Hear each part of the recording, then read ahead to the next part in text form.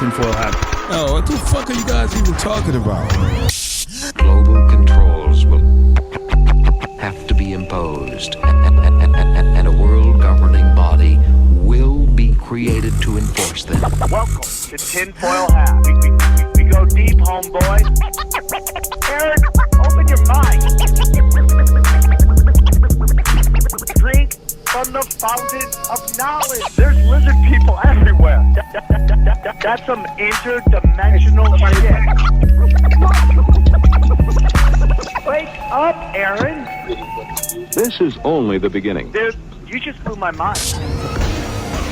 Are you ready to get your mind blown? All right, welcome to Tinfoil Hat. We are live from the Wise Wolf Gold and Silver Studios. Go to samtripoli.gold, use the promo code TINFOIL, and you too can get in on the Precious Metals game for as little as $50 a month.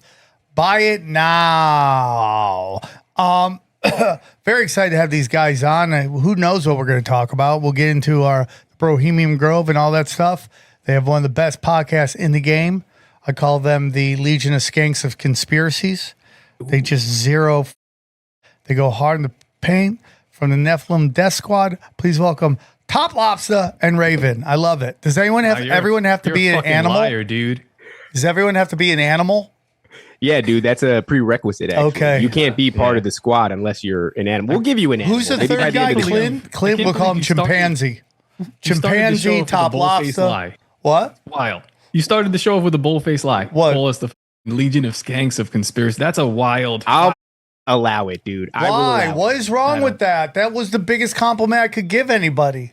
That was yeah, nice. it's too much. It's too much working. Like It's working fearless. with You those guys are fearless. Yeah, I guess so. It's just You got to working, learn to like, take a compliment, dude. I'm erect. Yeah. We love to give rock hards here. I dog. idolize these guys like Luis J. Gomez. I don't really idolize anybody. That dude, I guess maybe because he's Puerto Rican like me. I don't know. He's So it's the just Vince weird. McMahon of podcasting. It's funny how it's another animal, the rattlesnake. Yeah. Puerto Rican rattlesnake. Yeah, that's right. There's Maybe there's that's an what you're animal kindred doing. spirit. You're going wrong. You guys got to get animal names. Fuck that. I was it. Fat Dragon for a while. Yeah, you are. We Fat got Dragon's a banger. Neon light over here that says Fat Dragon. Fat Dragon. I don't know why it just didn't. I just gave up on it because it was hard to go on a show going, and we're with Fat Dragon. Isn't Fat Dragon the Fat Dragon is the shit. Throw my shell. No. David, you don't know what that is? No, I don't know what Fat Dragon is. But Oh, I please like tell me what it is, because I don't. It was based off one of my kids' toys. No. A Fat Dragon. What's a Fat Dragon, dog?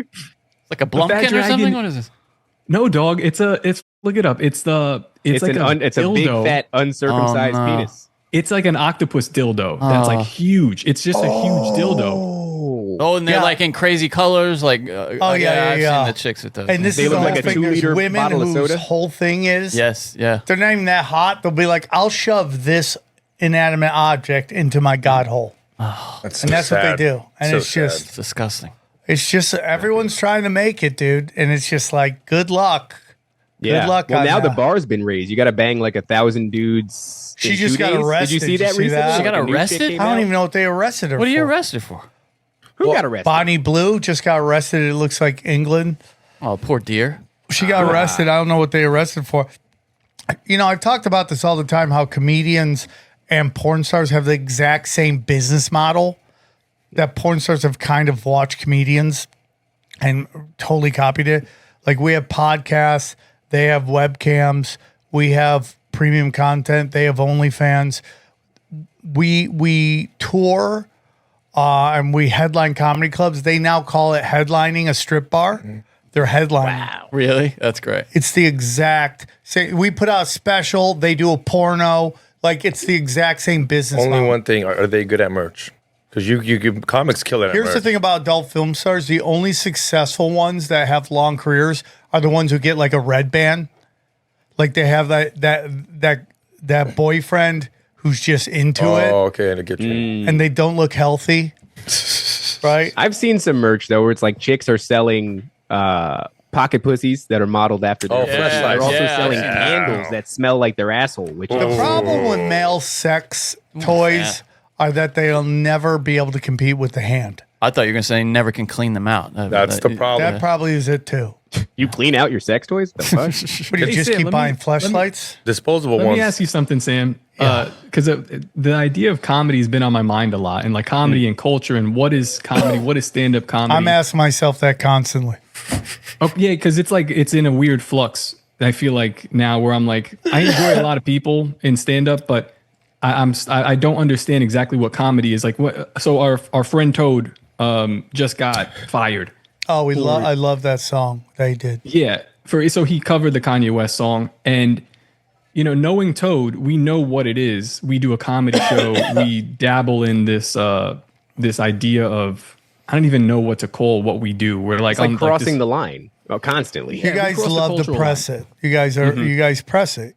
You But isn't you that- put your head down and you run straight. You guys are juggernauts. You just lower your head and run as fast as you can into the wall, and you see what kind of damage. Isn't you that can the job of the comedian? Like the comedian is the jester, Brother. So the jester's job is to speak to, like, he's the only guy that can talk to the king and not get his head cut off, and he's allowed to tell the king the truth because he's making him laugh. But there's not much of that going on, and now I'm looking at this fucking retard autist software engineer do it, and it's going viral because it's like people either get it or they hate it. But that's the kind of the point of comedy, right? Or am I missing something? Am I like?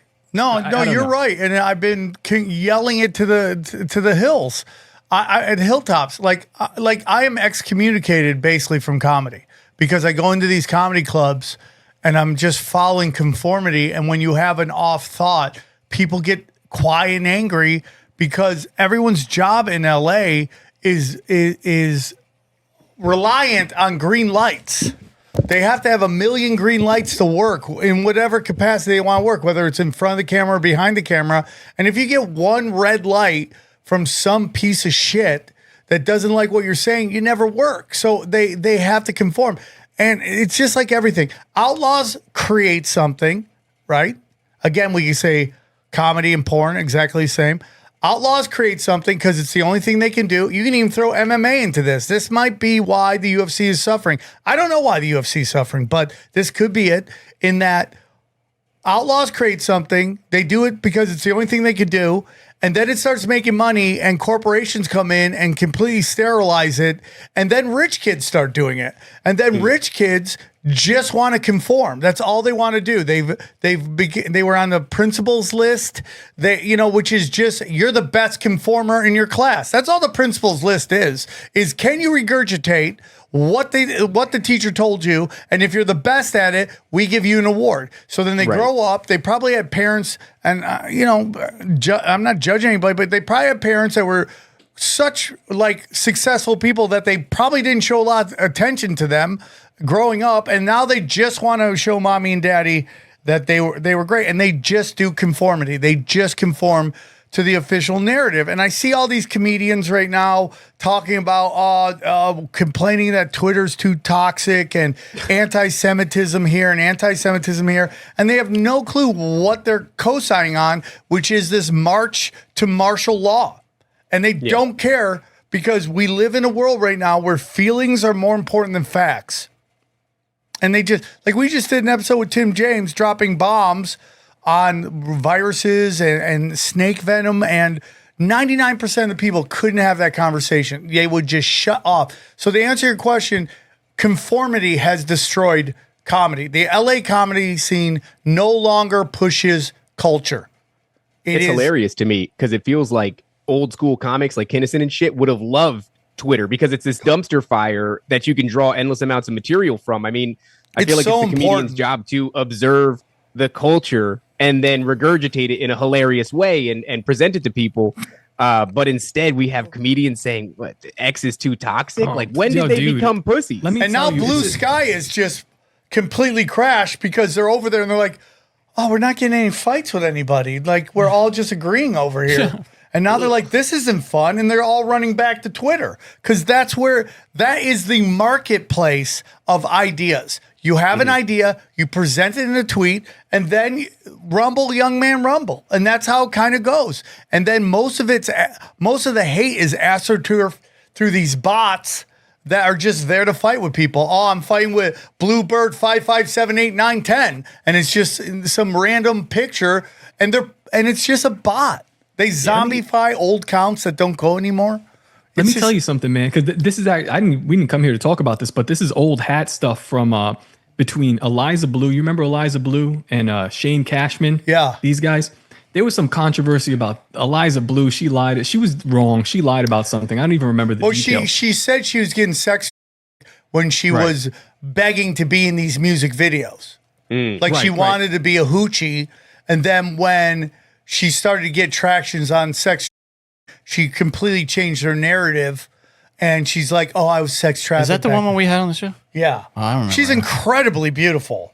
Yeah, right. Yeah. But it's again why feminists are dangerous people.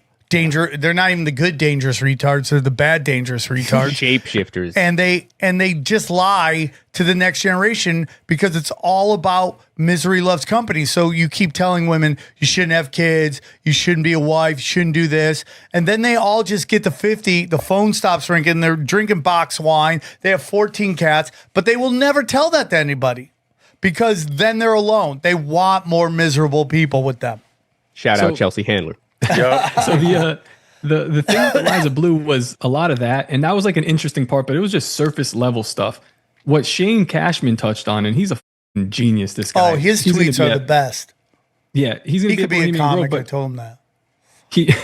He pointed out that there was an actual gang stalking effort going on underneath all of this, and I took a step back because I'm not going to react to what Tim Pool is getting mad at or what this side of Twitter is getting mad at with Eliza Blue. Is like, it doesn't really matter. I think that her work, whether it was like, she was lying or not, she did decent work. She was trying to get people not whatever.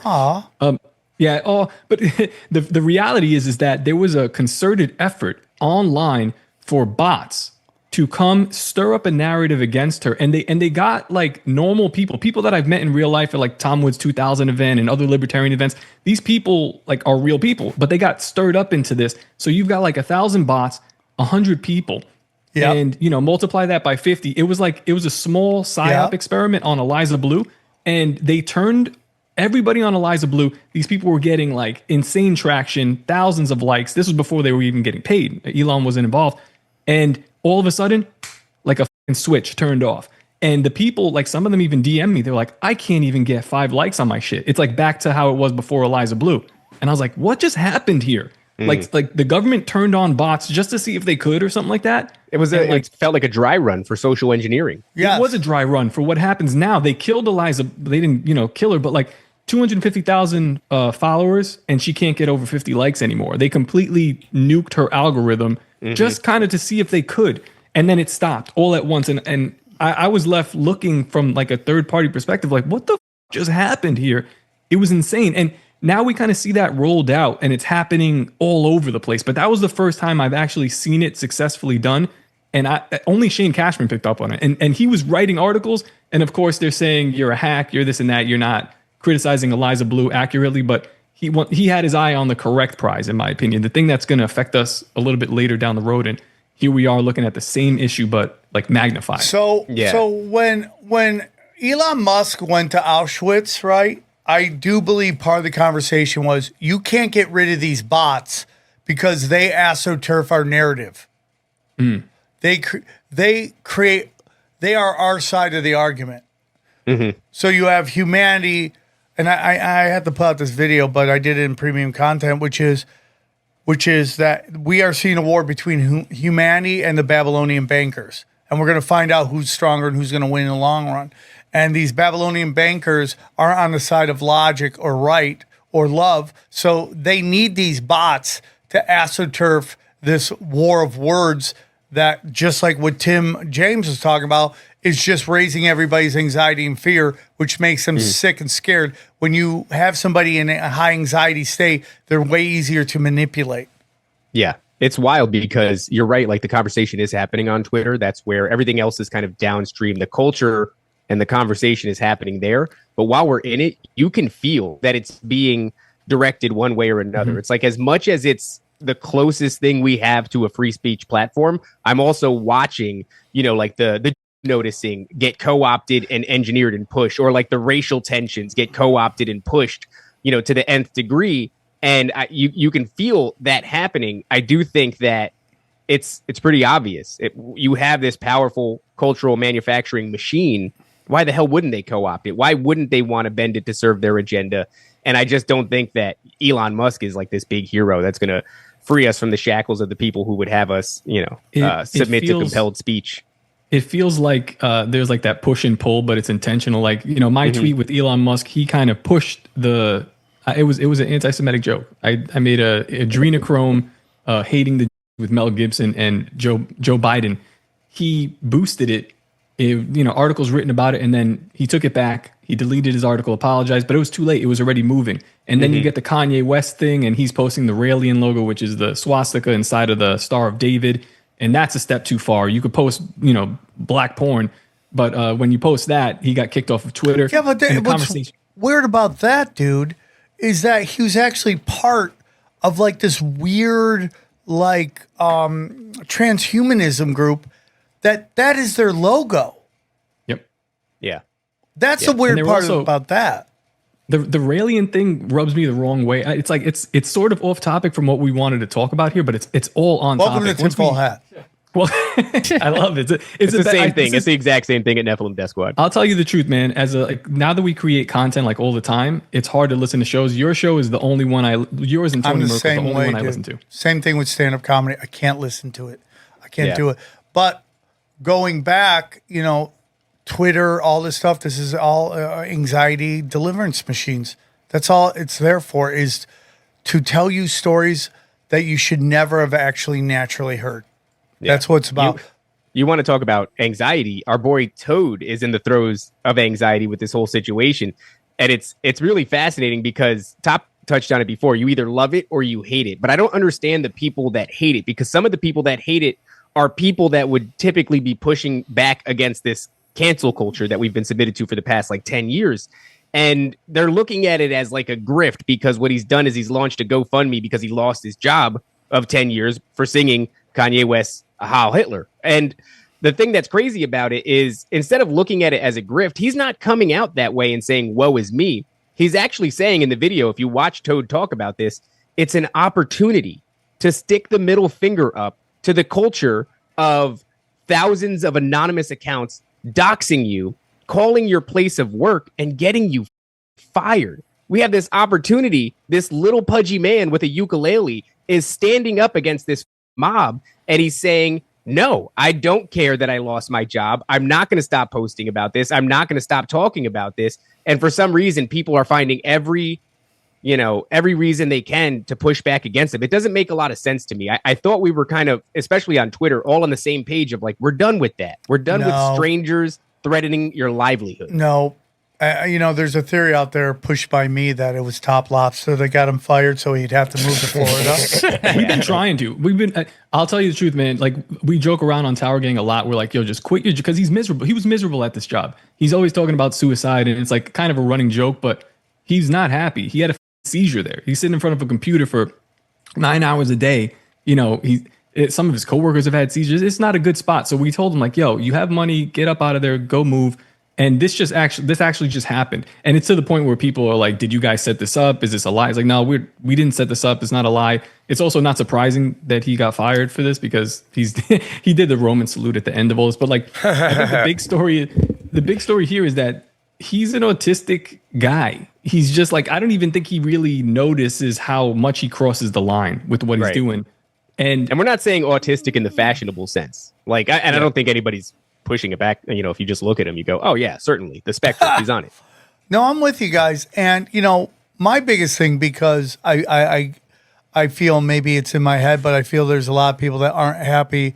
I know some owners of comedy clubs have been whispering, what the is Tripoli talking about? And it just gets into this thing that, to me, this is the natural result of a narrative that has been pushed for 10 years about white people, white men, and Christians. And I'll even throw Muslims in there. When you look at like the 9/11 and the narrative that was pushed, we had no problem with killing 4 million Iraqis. That precedent has been set, and this is the natural course of it. And that's my whole thing. It's like, this is why political correctness is bullshit, is because you're trying to say we need to show love to everybody, while simultaneously not only allowing, but promoting and endorsing and rewarding people who push back on a particular demographic, which is white Christians. I'm sorry, dude. There's that famous meme that shows you all the white fertility, you know, like the all sensitive white people. Oh, they're and it's all, I hate to say it, guys, authors.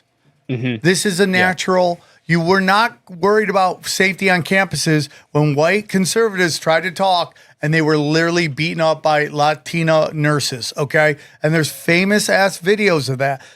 You have set the precedence. This is the whole crux of the Conspiracy Social Club. Why my co-host, who's wonderful and incredibly fast, one of the fastest comics, and he's not even a comedian. Funny. He's the fastest guy out there, and he's got this wonderful sense of humor. But it's just this one little thing that, because he's got it in his DNA, it's been pounded into him since he was a kid. This narrative of that this group is the one group everyone goes after and blames for everything. I go, it's not, dude. It's just brand new because since October 7th, this is now allowed to be discussed. There are people, there are shows, there are books, there are TV shows, there are movies, all written about white people are the problem and everything. You can go on CNN and without any kind of punishment say, white people are the problems. We need to get rid of white people. And nobody bats an eye. And when this one group, and again, I've said this before, I don't think it's their fault. They are the low-hanging fruit that is being used as the firewall to the highest levels of power. So you have to create this kind of thing, this thing where they must be defended all the time. Because once that firewall goes, then everything is open to discuss, and they can't have that. And then on top of that, it's like even deeper, man. Like then you go, oh, dude, it's not it's these Babylonian bankers. It's Rome. It's the Vatican. It's the Bank of England. It's the Rome. It's the British Empire, and they get mad at that. They get mad at that. Well, that's only half of. I mean, so we've suffered through this 10 years of anti-white, anti-masculinity kind of narrative that's been going on. That's half of the tinderbox. The other half of the tinderbox is the speech that's been suppressed surrounding the or let's say black people or anything like that. So what you do is you demonize one group, and then when they go to respond, you suppress that speech. So you're not allowed to have this part of the conversation, 100%. But you are allowed to have that. And then what happens is you create a pressure cooker effect because the conversation never goes away. And then you put somebody in power, let's say an Elon Musk, he comes along and he cracks the valve and he allows the conversation to be had. But because the pressure has been built up, and now it is disproportionately blowing up. Hey, guys, let me tell you something. Bitcoin, at the time of this recording, it just hit an all-time high. Yeah. That's right. 110, everybody. So let me tell you, you got to know what to buy, when to buy it, and there's no better person and place than going to our good friends at Copy My Crypto. So let me tell you about Copy My Crypto. Guys, it has to piss you off to watch crypto fly up in prices for a decade and you still done nothing, okay? It makes sense. Crypto is complicated and it's really boring. Well, here's the good news. You don't have to know a thing about crypto to make the money like so many have.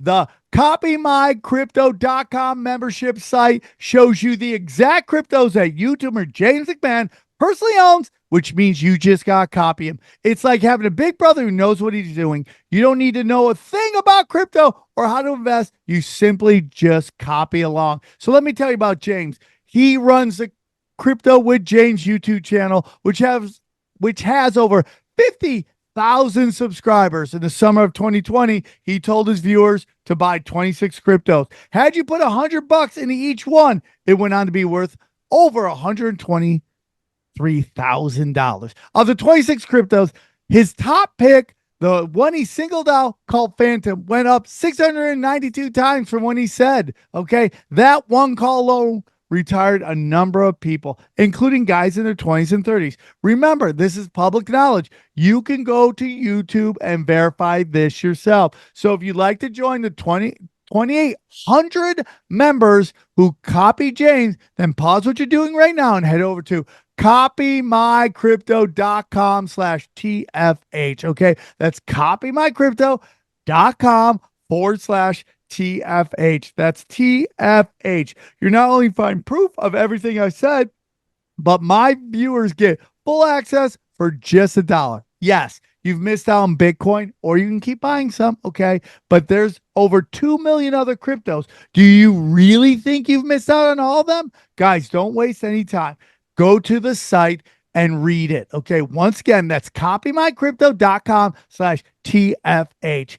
It ended money worries for so many, it may just do the same for you. Hey, everybody, listen, everyone's always telling me, man, we wish we could hear more about you guys. What do you guys got going on? I'll tell you what I got going on right now. I'm rock hard.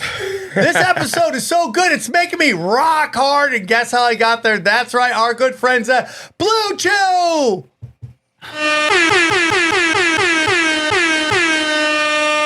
Yeah, let me tell you about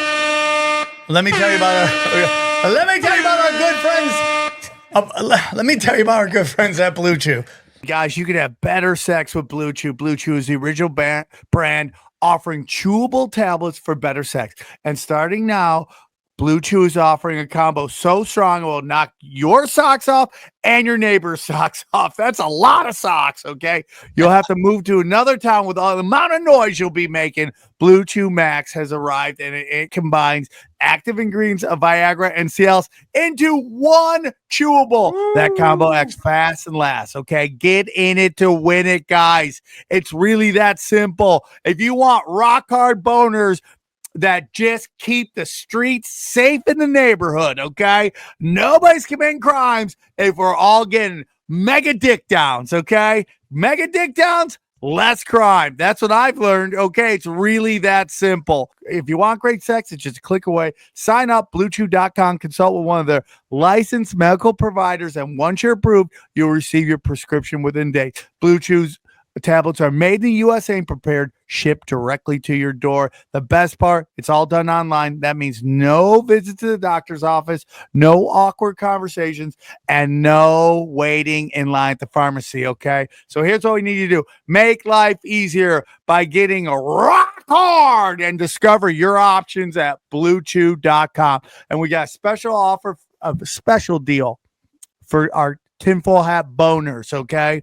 You want a rock hard boner, or you like to see a rock hard boner, okay? Try your first month of Blue Chew free when you use the promo code tinfoil. Just pay $5 shipping. That's promo code tinfoil. Visit BlueChew.com for more details and important safety information. And we thank Blue Chew for sponsoring this podcast. And this is all we're allowed to talk about now. Like, I know people might follow my Twitter and they're like, oh, this guy, he might be a genuine Puerto Rican Nazi. And it's like, dude, if you watch my show and what we're here to talk about today, honestly, this shit goes back to the Nazis. It's kind of like their fault, but like it's such a double trick. So we're only allowed to talk about, and the people that are kind of like right wing now are all noticing. So if you say something like you say all the time, Sam, is like, yo, they're middle management. They're just like, they're there. They're also, listen, they're doing some dirt, man. And it's like, it's annoying. The Talmud is garbage. What they do, what they think of the Goyim is garbage.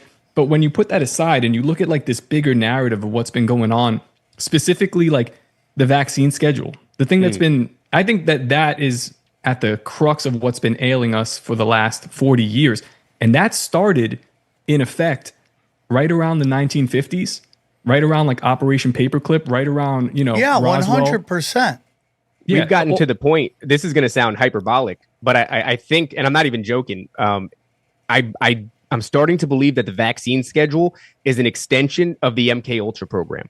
And we're going to get into that, why we believe that. But he's right. All of this shit is interconnected, and it starts mid 40s, early 50s after Operation Paperclip. We learned a lot from those Nazi scientists that we borrowed in the way. I'm going to correct you on that. We didn't borrow them, dude. I'm just telling you. Everyone can call me. I get in fights on the internet. The Bolsheviks come in different forms.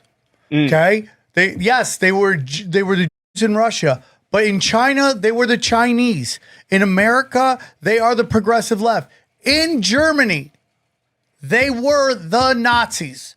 Different names for the same game. Those are four countries that you cannot invade. because they will kick your dick in, okay? Maybe Germany not today, but every one of those other countries, if you attack them straight up, they will send every one of your sons back in a body bag, okay? So when you go, well, I'm not yelling at you, Raven. I'm just saying the narrative is like we got into a draft and we drafted them. No, dog, they crip walked over. Mm-hmm. They didn't change their names. They never changed their names. Oh, yeah. If you were going to be hiding, you would change your fucking name. Yeah. They came over here and took over. They were brought over to take over. They were not fucking kidnapped and brought here and forced to work at gunpoint. There's a famous 60 Minutes story in Canada. None of the Nazis changed their names. None of them. Well, they were fighting for. I mean, they were fighting the Russians to get to them. They couldn't get them fast enough over to. They were offering them. You're right. Though it's like a free hilarious agency narrative to say that they came here in hiding, because what they did was they established some of the major institutions that affect our. It's like, why would you keep such a high profile job, in shaping the future of America if your objective was to lay low? The first head of the NATO was a Nazi. He didn't even change his name. Yeah. They were brought, they won the war. And then they were brought over to co-opt our military and turn into the third pillar of the control of humanity, which is the Vatican, the Bank of England, and Washington, D.C. That's how you control I think they were humanity. not the final product. What we're experiencing right now is the final product of the Nazi regime. No, they treated them good. There was this right when they came from Germany to the United States, they went to U.S. bases and they were treated like kings. They were playing golf and tennis, and they were treated well by U.S. soldiers, being told what to do. In Alabama, where did we go? Huntsville, Alabama, into the mid 80s. You would get screamed at by anyone who lived in Huntsville, Alabama. If you said Von Braun was a Nazi, they would say he had no choice. He had to. And Johnny's brought this up. He was a nasty, nasty Nazi. The rumors were he'd go to concentration camp, and we can get into that whole discussion later, but I really want you guys to talk about. But he would go to concentration camps and make examples out of people, like scumbag. But we brought him over because he created this space program that we were going to do. So that's another hidden history narrative. And that's my argument. People want to be like, oh, you're sharing Kanye's song. Are you a Nazi? No, I hate the Nazis. No, I just love incredible pop songs. I mean, it is an incredible pop song. And it's hilarious. It's hilarious to have a black guy saying nigga Heil Hitler. Yeah, it's wonderful. Nobody sees that as like glaringly obvious that how is a black guy a Nazi? It's so much comedy. It's like the highest level of comedy that they banned just the instrumental off of Apple Music and Spotify. It's like, that's how much that narrative hits. He said everything you're not allowed to say, but that's like, again, comedians should be ashamed of themselves when they for not doing that. That's why I tell Leonardo all the time, in 5 years, you'll be seen as the right one. Oh yeah. And she goes she goes hard among the right crowd. She's already seen as the right one. Yeah, they love her. But it's like, again, if you want to blow up, you have to go hard right or hard left. If you go down the middle and go, both sides are full of retards, then they definitely don't want that. That's more dangerous. To the hard right's benefit, at least what they have going for them is they're saying the things that we're being compelled not to say. And in that way, I'm a fan of the truth no matter what it is, and I'm not a fan of people telling you that you can't say a thing. I agree, dude. And so that they really have going for them. Okay, so let's get into what you guys wanted to talk about. I feel like... Well, all right, look, one of the best things, I think one of the greatest things as far as like shiny objects that really crush that we got from the Nazi regime is trauma-based mind control. This idea of taking an individual, especially when they're young, and inducing trauma to create a dissociative identity disorder. And throughout this conversation, you're going to find that is kind of the crux of everything that we've been talking about. So Top was right. Sometime around the 1940s, early 1950s, that's when we kick off the MKUltra program. And I don't think it's a coincidence at all that that's right after Operation Paperclip. It's because the Nazi regime was really crushing with that research. They were on fire. And if you study Israel, one of the many things that I point out when they're like, we're October 7th, worst day ever. I go, look up all these things. One of them is called the Dia Doctrine. And the Dia Doctrine is shocking all your enemy with overwhelming violence and death. And this fits into exactly what you're talking about. Traumatize the of them. Yeah. Now, a lot of this research, and this is what top handles really well is this the research of a character named Andrija Puharich, who ends up finding himself kind of like in the same time zone, right? It's like the mid 40s to early 50s. A lot of his research spurred on what would become the MKUltra program as well. As well. It's funny because he's mentioned Gray Monarch was on your show, and he mentioned a thing about Puharich. Then you actually had some like interference. He dropped out and then came back in, and then you were on to the next subject. But this he comes up everywhere. It is it's stunning. This is why we started to look into him, because like multiple guests kept saying, yeah, a guy Andrija Puharich did this, and then he came up on the telepathy tapes, which we're going to talk about later because that is very important as well. But this dude was in the Army Medical Corps in the early 50s, late 40s at Edgewood Arsenal. And Edgewood Arsenal, if you look into that military base, it's connected to MKUltra, different CIA programs, mind control techniques, chemical interrogations. They were doing them on the soldiers there. So this is like real life stuff. This guy was in there doing what? God only knows. He comes out, he starts to develop different patents. And one of the patent is actually kind of interesting. It's where some, people will argue where the term tinfoil hat comes from, but some people say that it comes from this guy. Yeah. He was putting dental implants into people's teeth, which would then allow them to pick up a radio frequency. Ooh. Oh my God. It's like you've seen this, right? This is like in cartoons and shit. They do this in Looney Tunes, where it's like they get braces and they start picking up voices. Control Alt History. The guy from there, he's another one, a boss. He brought this up, and he was like, "Yeah, some guy Andrija Puharich. I don't really know much about him, but like, he's just like in passing." And I'm like, "Wait a second." Like, so we've been like, he's been on our radar, but yeah, this guy's just putting dental implants in people's teeth and driving them crazy. Like they're getting it's voice to skull technology, like the voice of God. Yeah. He didn't tell them. Well, some people I don't think he did. But yeah, I mean, what's he gonna go? Hey, man, we're gonna put these metals in your teeth, and you're gonna hear radio waves. I thought for some people a little experimental. I thought some people would be, hey, I got this new technology here. Let me try it on you. And then for some people, it could use it for some like voice of God, like, hey, I need you to do this. Go handle this. But just a voice implant going to doctor. Next thing you know, you're a serial killer. Yeah. Well, who's the guy that created Scientology? His name escapes me. L. Ron Hubbard. L. Ron Hubbard. He almost died on the operating table of a dentist. And after that, he was inspired by entities to create this, like, I don't know, this religion it's basically about Elohim, angels, and, things like that. So I'm like, I don't know, maybe, but this is all around the same time frame as well. Like right around the 50s is when this stuff starts to pop up. Well, Top, can I just clarify one thing real quick? So on the topic of how the hell they're getting this in people's mouths, it's like dental procedures. So you have an anecdotal story from Lucille Ball, which, if you go back, she famously thwarted a Japanese insurgency. And the way that she did that was she was picking up their communications in her head after a dental procedure. And so, interestingly enough, around the same time, 1940 something. Did you know that? Something. That's on the Tonight Show. Heard that. You can so again, more shit that just popped up on our radar. So that's on YouTube. You can go look that up yourself. It's like a 5-minute clip, and she's joking to I forget, like one of these old nightly hosts about it, and it's like, oh, everyone's laughing, audience applause. This clip gets picked up and put on the telepathy tapes when they're trying to draw the comparison of how these kids are reading each other's minds. Like I feel bad because we're skipping all over here, but follow me.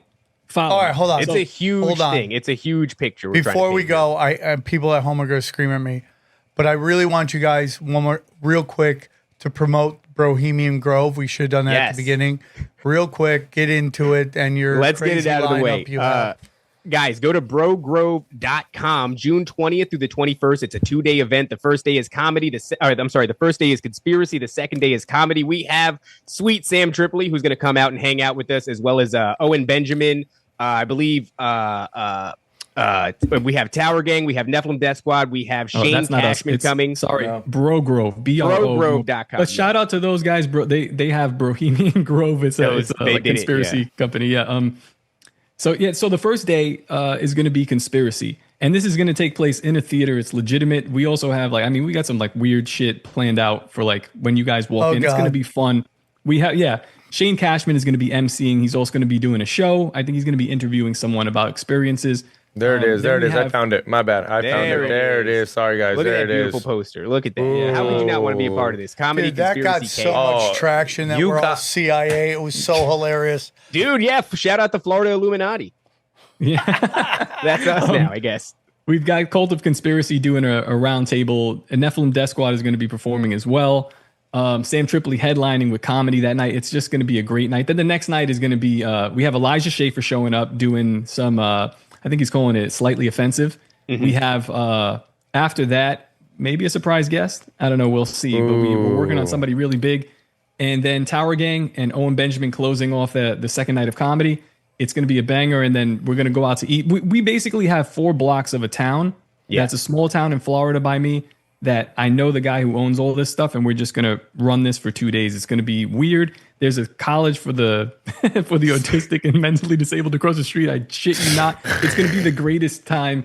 I'm super excited. I just hope that we get invited back because And also, we're going to be talking quite a bit about this because, like we're saying here, this is a big picture that we're trying to paint. We're not going to get to everything tonight. It's impossible. But the first day that's going to be conspiracy heavy, we're going to be talking about the ins and outs of this really wild theory that we're laying out here. But also, there guys, will be awesome. There will be a documentary film crew there, and it's going to be the documentary that we're filming is going to be based on this topic right now. It's like the MKUltra project, the telepathy tapes, Dr. Andrija Puharich's work. The alien abductee victims. Yeah. In a side room, we're going to have like a confessionals booth for people that are there to go in there and say whatever they think. And we'll parse through that later. So Brohemian Grove, this is the third one. You did the first one, Sam. The second one was Leonardo Joni, and you came back, man. You came back strong. I couldn't do it last year because I had a date already or I was doing a date at a club near you and I couldn't split my audience. Yeah, we made it out to see you. It was great. Yeah, it was great. That was a night of savagery. The guy that recorded you, Al, at that night, he's going to be doing the documentary. Do you have his info? I need his info. Yeah, we got him. I'll get it to you after the show. So sorry, everybody. We had to get that done.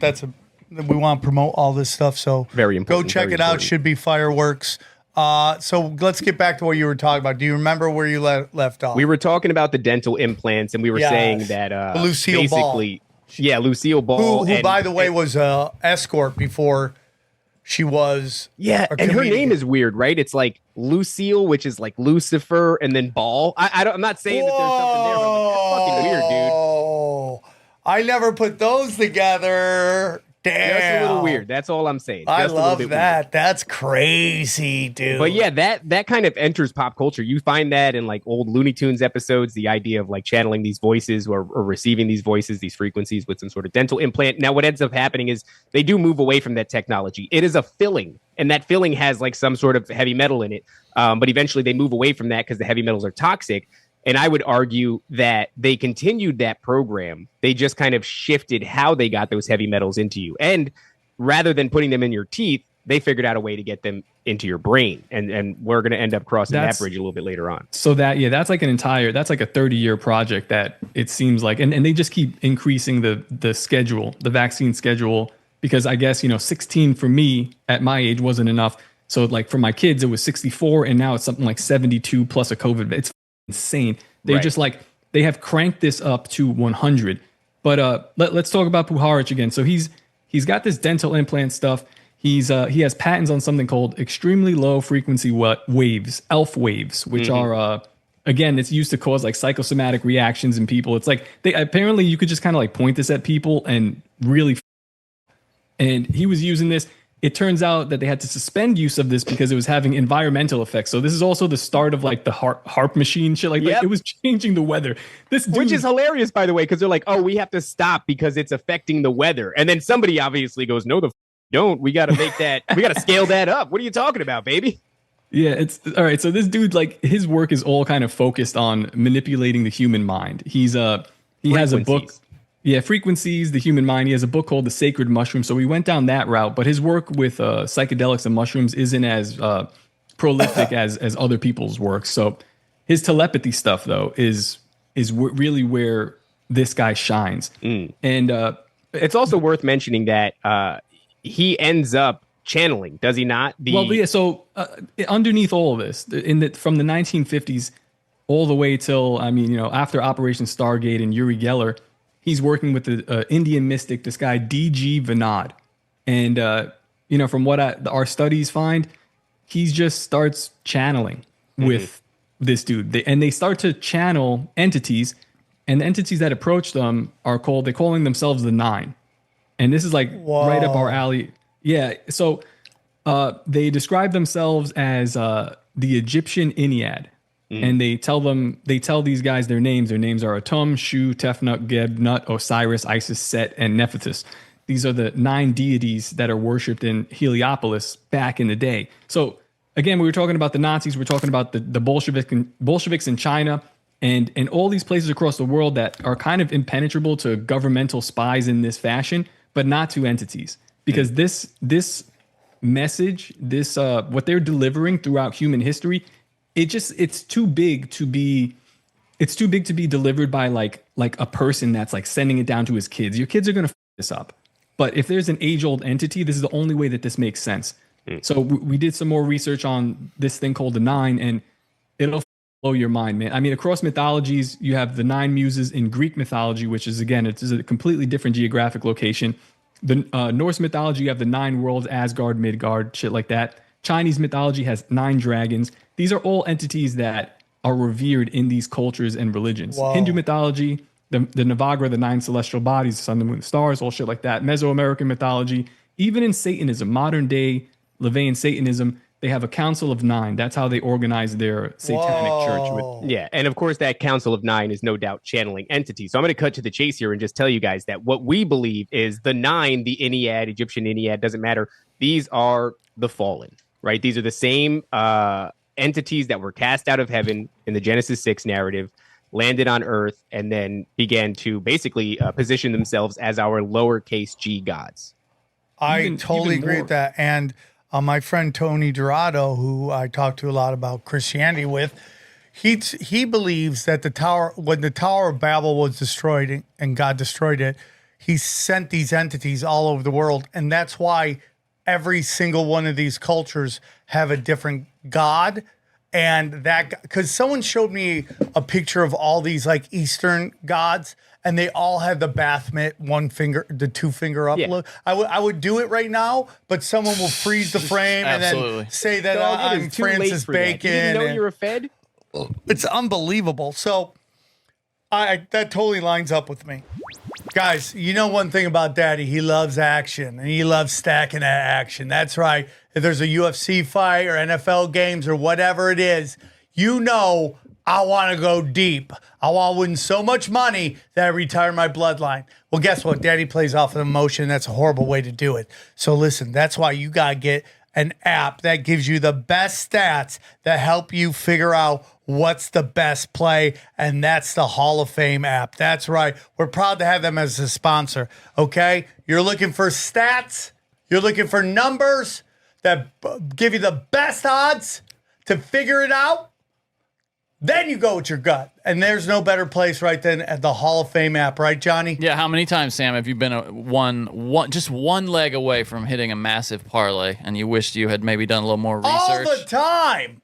Yeah. All the time. The numbers don't lie, okay? Are you tired of throwing your money at parlays that you just have a feeling about? That's the story of my life. Yeah. Going that well, the Hall of Fame app can help with that, Sam. Breaking it down, we're talking real action here, people. They were founded by lifelong sports fans who just happened to be giant data nerds that graduated from Ivy League schools. Stop bragging. You can finally have a leg up on Vegas by using historical data, matchup grades, leg correlation tools. I don't know what that is. Sounds awesome. I'm and rock player hard performance right now. weights. They have a 4.9 rating in the App Store too. Wow. Damn, 4.9. I can't even get my Uber rating that high. Okay, so here's what's going to happen. For a limited time only, our listeners not only get a 7-day free trial, but they also get 50% off their first month when they use the code Tinfoil at checkout. Just download the HOF app on iOS or Android and enter the code Tinfoil. And you're all set. And we thank them for sponsoring the show. These guys are channeling the 9. They're doing all this weird stuff. It bleeds over into Operation Stargate, which is also like channeling. They're doing it by like prehistoric, by like primitive means. They're using Ouija boards. They're doing sex magic. There's a bunch of, mystics, psychics involved. Puharich, of course, is snaking in and out of this for the entirety of its operation. He goes to Tel Aviv, Israel. He finds Uri Geller. Uri Geller's involved with this Operation Stargate. but it's really just a continuation of what he's doing here with Dr. Vinod, which is channeling these entities. So right. It goes from like however he's channeling them here with a Ouija board to now in the 70s, it turns into this like outer space thing. Everyone is like big on Roswell, and we're gonna do CE5 and call down aliens. And I think it's the same thing. It's just like we came on the show recently and we talked about how it's just like a rebranding. Yes. I've been saying this. I said it on Rogan. I was like at the end of the thing, and he because he had so many shows coming up, he had to jam. But the old gods want to come out and play. Yeah, 100%, 100%, and they're really good at rebranding, and that's the thing that you see over and over again. But they have the same message, and that message is what exposes them. And you'll get this a lot. We'll talk about some of the places where you see this message, but generally speaking, it's twofold. One, there is a coming calamity. This is the point of channeling them, right? They're talking about a coming calamity, something big that humanity has to avoid. And the other thing is, after that, if you survive, we're going to enjoy some sort of spiritual evolution, spiritual ascension. We're going to take our place. And this narrative escapes the Ennead and goes all the way to what we maintain as a rebranding, to the alien abductee victims. We actually just talked to somebody named Fringe recently on our podcast, and it was an incredible moment because Fringe is a woman who's been an abductee victim for her entire life. And, a little ways into the conversation, we talked about, well, what message, if any, are these things imparting on you? And she goes, yeah, there's a message. And the message is we have to watch out for a coming polar shift. So there's your great big calamity. Now, this is not supposed to be connected. These are aliens. So they're abducting people and they're telling them that there's a coming calamity. Meanwhile, they're like raping them, impregnating them, taking them against their will, all this other shit. But they're really concerned about our well-being and the state of the planet, right? They don't want us to destroy each other in mutually assured destruction. They don't want us to destroy the planet, as far as pollution and shit like that goes. And also within the alien narrative is the idea, and you get this predominantly from something called the Galactic Federation of Light, that humanity has to liberate itself from these evil kind of deep state characters. And if we can do that, then we can ascend spiritually and take our place among the Galactic Federation. You see this narrative espoused over and over again, but the entities always change a little bit. It's ancient Egyptian gods. It's our benign space brothers. And it's something that, I think is psychologically ingrained in people to a certain degree now. Like the New Age movement does believe that we have to spiritually ascend. And there is this big concern about, let's say a coming polar shift, or at least the state of our planet. We've been primed for a long time to worry about, as if it's finite, as if we could destroy this planet. I do not believe that we can. But we've been made to fear the idea that there is some great cataclysm that we have to avoid, whether it's nuclear destruction or, pollution just getting completely out of control and the oceans rising and all that shit. And that narrative rears its head again in the number one podcast in the world for a little while, the Telepathy tapes, which it almost leads like right back into Puharich's work and this idea of, just getting heavy metal toxics into a lot of people's brains to make them susceptible to channeling all the time. Yeah, because you figure that metal is a conductor, right? And so what is it conducting? Well, it's conducting frequency in this instance. And much of the work from the Nazi regime that we were talking about is based around a dissociative identity disorder by way of trauma. So if you can traumatize an individual, you can get them to disassociate. And I think earlier on in the show, I said that I believe the vaccine schedule is an extension of the MKUltra program. So take, for example, even Project Montauk, right? And that's what Stranger Things is based off of. You're taking a child, you're inducing trauma, and that trauma is doing what? It's opening up latent psychic abilities. And that latent psychic ability allows for 11 to do what? Cross over into a different realm and communicate with some sort of entities over there, whether it's the Demigorgon thing from season 1 or from season 2, it's a much more like nefarious, sentient entity that actually speaks English. But that's it. At the heart of it, that's it. And what's really funny is I was listening to, I don't know if you guys know Shane Dawson, but he's kind of like an OG YouTube. Absolutely. And he had somebody on. Yeah. What's that? I remember him. Yeah, he got in trouble. Yeah. For some shit. In it, weird. He got in trouble for some weird guy. Right? Part of that gay mafia of YouTube that was really big. Jeffree Star, him, and that other brunette. He was on one of those shows about making movie, like Project Greenlight, or one of those two, where he got to make his own film, and it was a shit show. I actually never absorbed the dude's content, but one of his videos came across my table recently. He's got a woman on, and she's talking about the Gates program. It's this guy, right? Yeah. That's him. Yeah, yes, that's him, Shane. yeah. Man, he looks rough there. Yeah, he ain't looking too good. Yeah, he's a rough-looking gay. He's a rough. Well, he's had a lot Disney Channel or something like that. But turns out he's an old school YouTuber. Long time. I think 2008 is when he started doing the damn thing. So he's been in here for a long time. He's got a woman on, and she's talking about the Gates program. A lot of people, I'm sure you've explored this on your show. A lot of people are aware of it, but it's this idea that there was a selection process in elementary school and maybe middle school where they were looking for gifted and talented children. Johnny was one of them. Were you really, Johnny? Yeah, I took this weird test. Yeah, and I was. You remember the headphones? I remember the headphones. I rember the voice. I remember, can you hear this tone in your right ear? Can you hear this tone in your left ear? Kind of shit. Yeah, I was in it. Yeah, I didn't even take it. They didn't want illegals. Well, what they end up doing is smart. They needed smart. Had nothing to do with your legal status. I don't think that's what it was. But so she starts explaining all of the different, I don't know, like hallmark signs of you being in the Gates program. And Shane Dawson is freaking because everything she says, he's going, oh my God, I experienced that. They're talking about a pink drink. He's like, I remember the pink drink.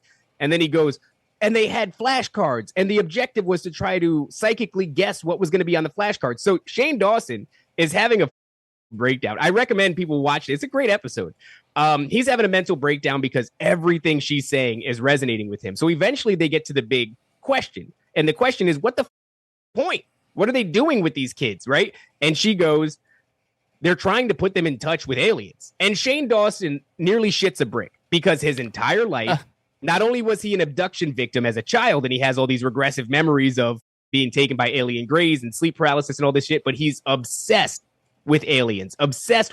So she touches on what I believe is the truth. It's just a little bit to the left of the truth.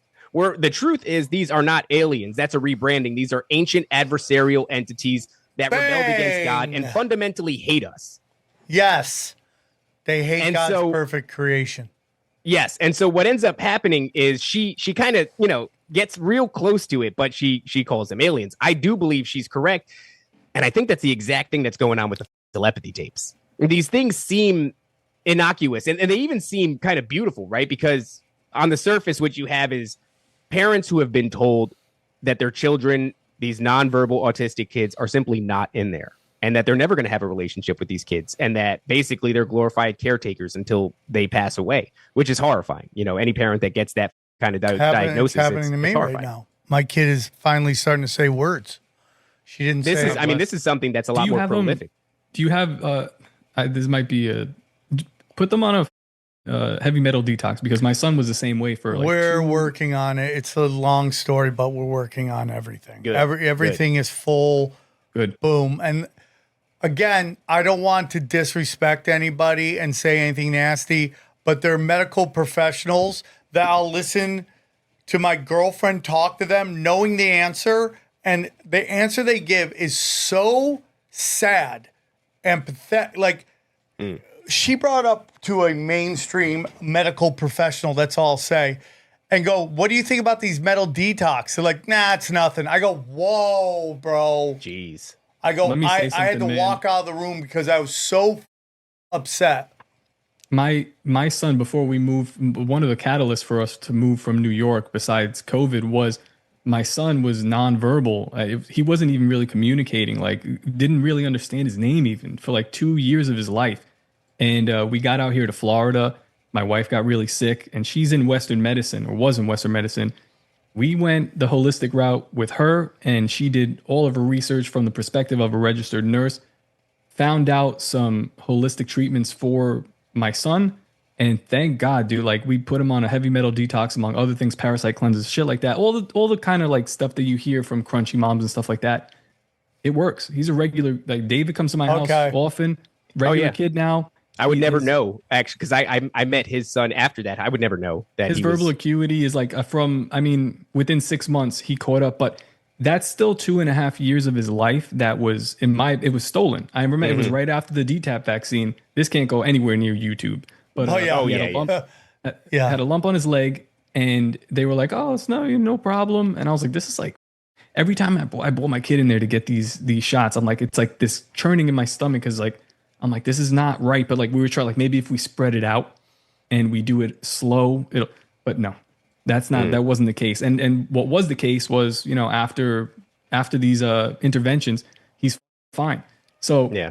Then, you know, but it leads right into this work. Like now I'm looking at the telepathy tapes and it's like this lady Kai Dickens will say anything but vaccine on here. Yeah. And they're framing the narrative of it as if the nonverbal autistic people is a step up in evolution. Yeah. And that's what these kids are telling us as well. They're saying, you know, oh, we have to like ascend to our higher levels. This is how we're supposed to communicate. And I'm like, I think this is how we were communicating during the Tower of Babel. And then God spread us out because when people were all telepathically communicated, they try to aim an arrow at God to kill him. So you can't do that. That's not what we're meant to do. But look at the similarities there, right? Because you're right. We're talking about MKUltra. What does it do? You traumatize them, they disassociate, and through that you create like a split in the mind, and they're very open to programmability and suggestibility, right? Then you have the Montauk Project, where Stranger Thing lays it out. You traumatize them. This causes them to disassociate, somehow unlocking psychic powers, and then they're all of a sudden crossing over into different realms, or whatever the case may be. I think that is actually the point of the vaccine schedule. So let's say Puharich had a major breakthrough and the intelligence agencies looked at this as very promising. Wow, you can actually do a lot with people if you can get them to disassociate from their identity, right? And they find out that when these people disassociate, they seem to be communicating with something on the other side. So metal augments that. Maybe if we can get an implant as close as possible to the brain, acting as a small antenna, that will amplify the frequency. Too many dentist appointments, though.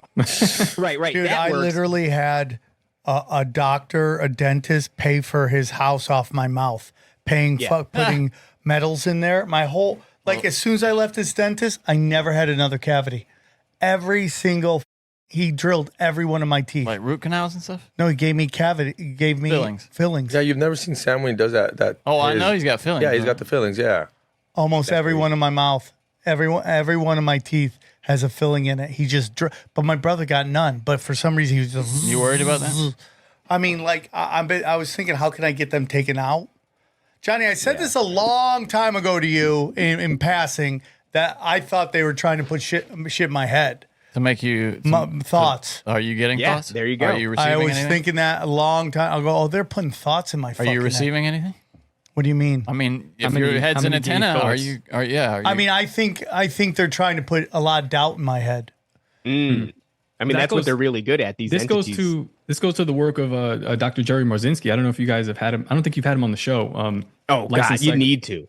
Yeah, licensed psychotherapist in the field for 30 years.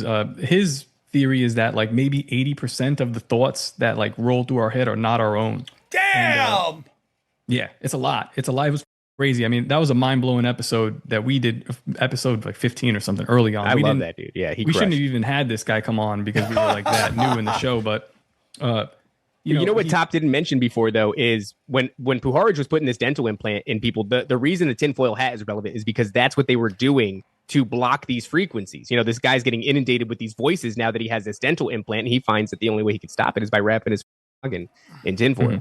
Yeah, it blocks a signal. So that's that's part of where it comes from. But listen to this. So okay, let's say that the research was promising. Now you have two problems. Number one, the teeth aren't the brain. They're pretty close, but they're not the brain, right? And the other problem is how the you roll this out in mass if you wanted to. You couldn't do that because then everybody would have to be in a dentist's office and you'd have to push all these fillings and shit. And look, if you look at it, the industry has changed. They no longer use heavy metal in these fillings anymore. So obviously that wasn't the thing. Now, I think what happened is they created the vaccine schedule, and everybody who's worried about the vaccines is worried about what in them? Toxins. But what kind of toxins? Heavy metals, mercury, shit like that. Where do these toxins settle? Well, they're so small that they can cross the blood-brain barrier and they accumulate in the brain, right? So you have that. We've gotten it there and everybody's getting it. Now you have the other side of the research, which is that trauma-based mind control, that identity disassociation, right? How do you do that? You do it by trauma. If you traumatize an individual, they disassociate. Well, what happens when the vaccines that you give cause a complete disconnect in the body.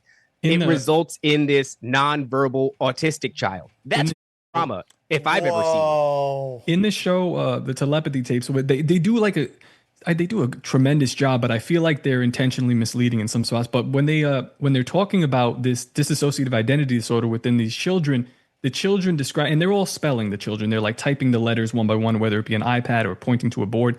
They're saying that their soul, their being, is vibrating on a different frequency than their body. Right. So that goes to Tesla's work, like we're all frequency, vibration, shit like this. And it makes a lot of sense. So in order for them to like be able to even begin spelling on a board, often their parents would have to touch them, which makes the idea of spelling controversial because they think they're giving them cues, but they're touching them to like base them. And it gives them the sense that they're in their body. That's why you'll see the kids do a lot of this shit. Or it's like an anchor point. Yeah, they're freaking the out. They're trying to feel their body. Stemming. It's called stimming. Yeah, but that's what's going on. Like they're vibrating on a certain level and their body's vibrating on another level, and they cannot connect. They've been disassociated from their body. But then the question is like, well, why? Now why is it like 1 in 32 children now have some form of this? Why are they doing Heil Hitler covers on YouTube, on Twitter? We don't know these questions, Sam, but everyone's autistic. In California, it's like 1 in 20. Why? Yeah, California Why are they is really crazy with the numbers out there. I think that the reason they're doing that is because this kind of research has existed for a long time, right? This thing that's been largely dismissed by the scientific community as pseudoscience has been explored for a long time. All of our potential psychic abilities. Rupert Sheldrake is somebody that I like to point to. He's an excellent researcher. He highlights the smaller examples, like let's say you're thinking of a song and all of a sudden your spouse starts singing that song. Or another one of his studies was on house pets and how house pets seem to know when their owners are coming home. And they switched up the variable. They said, well, if you come home every day at 5 p.m. from work, then maybe your dog will eventually figure that out. So we have to switch up that variable. They found that no matter what time the owners came home, about 15 minutes before they did, the dog would start to get reactive. It would get a little anxious, a little neurotic. It would go to the windows, and somehow it was able to anticipate its owner coming home. So what I mean to say is this field of study has existed for ever, right? It's not like psychic phenomenon is new to us. Why then did the telepathy tapes blow up the way they did? Well, why are we treating this as if it's this new phenomenon? I went up and I watched this podcast that was kind of trying to debunk these telepathy tapes by saying that it's inhumane to have them use the keyboard or use the iPad because you're kind of dictating what they're saying. Yeah, like you're leading them. You're leading them, and it's like inhumane, and you're telling them what to say when they're not even trying to say that. So they're trying to debunk it some way or another because it's that thing where they're saying the parent has to be in the building. Technically, the kid can never do it without the kid in the building. So to them, it doesn't count. Well, that's what Rupert Sheldrake really highlighted, was that this connection, this psychic connection, is strongest with individuals that you're closest to, right? So house pets and your loved ones. It's like the people that you spend the most time around, you will develop some sort of psychic connection. Ever think about your homie who's real close to you, all of a sudden the phone rings and it's him? You're like, what the I was just thinking about this guy. Like, the people that you're closest to are the ones that this work on the most. So I could see how if the parents were gone and the kid was thrown into flux and out of his natural environment, that this wouldn't perform very well, right? But I think what's happening here is the message is important. These things are always imparting the same shit. And that is coming calamity, spiritual ascension. And these kids in the telepathy tapes, they talk about that to a degree, right? They allude to the idea that there are these other entities and they're communicating with them, and humanity needs to evolve or ascend. But that narrative has been around for a long time and nobody's listening. And I think what they did was they took people who were told they were never going to speak. They took parents who were told that their children weren't even inside those physical forms at all. And then all of a sudden, when there was a giant breakthrough and these kids could actually speak, the whole world would listen. And I think that was the point. You needed a mouthpiece that performed essentially a miracle. And then we might slow down and go, well, what else are they talking about? Spiritual ascension, psychic communication, and entities that seem to have our better interests at heart. And they also want us to avoid this coming calamity. So hold on. So what you're saying is that they did this, they still ran a psyop on us, that with the telepathy tapes. Yeah. And that it's not for good, but it's actually get us to more buy into that this 9. But we're not telling us it's the 9. I don't think that telepathy is the miracle that we think it is. I think we all have this ability, but we've moved into a materialistic paradigm and we've kind of pushed those things to the side. I think, like anything, these kids have shown you, if you give them no other option, they will lean into this. And that you can train like anything and get better and better at it, right? And so I think it's always there for us, but we don't focus on it because that's pseudoscience. That's, it's not part of the conversation. We live in a materialistic scientific paradigm, and that is, kookery, right? And so I think that it's kind of, it's another one of these rebranding things. Like every time somebody has an encounter with an alien, every time somebody has an encounter with a demon, every time somebody has an encounter with a cryptid, these things are speaking to them telepathically. I think the spoken word is more powerful. And I think spoken word, to be able to speak into existence, the vibrate, like when, so this is like, there's a lot of biblical principles here. When you read just the first couple of verses in the Bible, God is singing the word he's singing the world into existence with vibration and frequency. There's a lot of power there. There's the ability to prophesy with your speech. When Lucifer came up to God, I think this is in the book of Daniel, he has to tell him his plan. He has to actually physically speak it to God so that it's out there vibrating in the universe. He has now manifested his plan, and God says, boom, perfect, you're judged. We will now move forward with the judgment. So like, obviously this story in the Bible, if you believe the Bible, it has been told, it has been written, it's already over. We're just playing it out. But if I was an entity that was stuck in some kind of like, I don't know, etheric realm that's underneath ours, the last thing that I would want you doing was casting me out in the name of Jesus, which constantly happens to aliens. Even Kurt Metzger's come to that, who was very anti-religion for a very long time, has come to the conclusion that there is something to the name of Jesus. Yeah, because there's a lot of power in words, man. It's called prophecy. But again, like I said, I wouldn't want you guys even uttering that phrase. So I don't know, tricking you to perform telepathy would be great. And then on top of that, we'll use our favorite autist to go ahead and no one's talking about this, trademark the word telepathy and telekinesis in conjunction with his Neuralink stuff that he wants to put in our brain. Don't worry about it. It's like, it's insane. And that actually plays a huge part in that. I don't want to quite go there yet, but I want to say on the topic of that whole, these entities speaking with you telepathically, if you are made to believe that sort of thing doesn't exist, and like, let's say hypothetically, it's a long con to strip you of your spiritual understanding. Shout out Tucker Carlson, whatever the hell you think about him. He's the one that said it recently, that we in the West have lost our understanding of the spiritual realm, and it may be by design. If you can strip our understanding of the spiritual realm from us, and then all of a sudden you have these amazing interactions with demons and cryptids and aliens, and our paradigm says those things don't even exist. Yeah. Not only is that shocking when you find out they do, but when they start communicating with you telepathically, it is the illusion of power. You're amazed by this entity, and that amazement is really all they need to sell you on their narrative, right? Because for some reason, people never stop to think, well, I was abducted. I have these memories of being on this craft, and I have this message that's been imparted on me by these superior beings with superior technology who are superior to me spiritually because they're talking to me telepathically. That is enough to never make you go, are they lying? Right? It's like the amazement keeps you from ever analyzing your experience, because people will tell you your experience wasn't even real. And you have an uphill battle just proving that it was. Never mind, are we going to speculate as to whether or not these things were lying to you? Oh, that's very interesting. I think that's exactly what they're doing. And going on to the Elon Musk point. Before, like, so again, listen to the telepathy tapes. There's an Indian mother. They do this thing, and this woman, Kai Dickens, is a documentary filmmaker. So it's not filmed like a normal podcast. It's filmed very edited, heavily edited.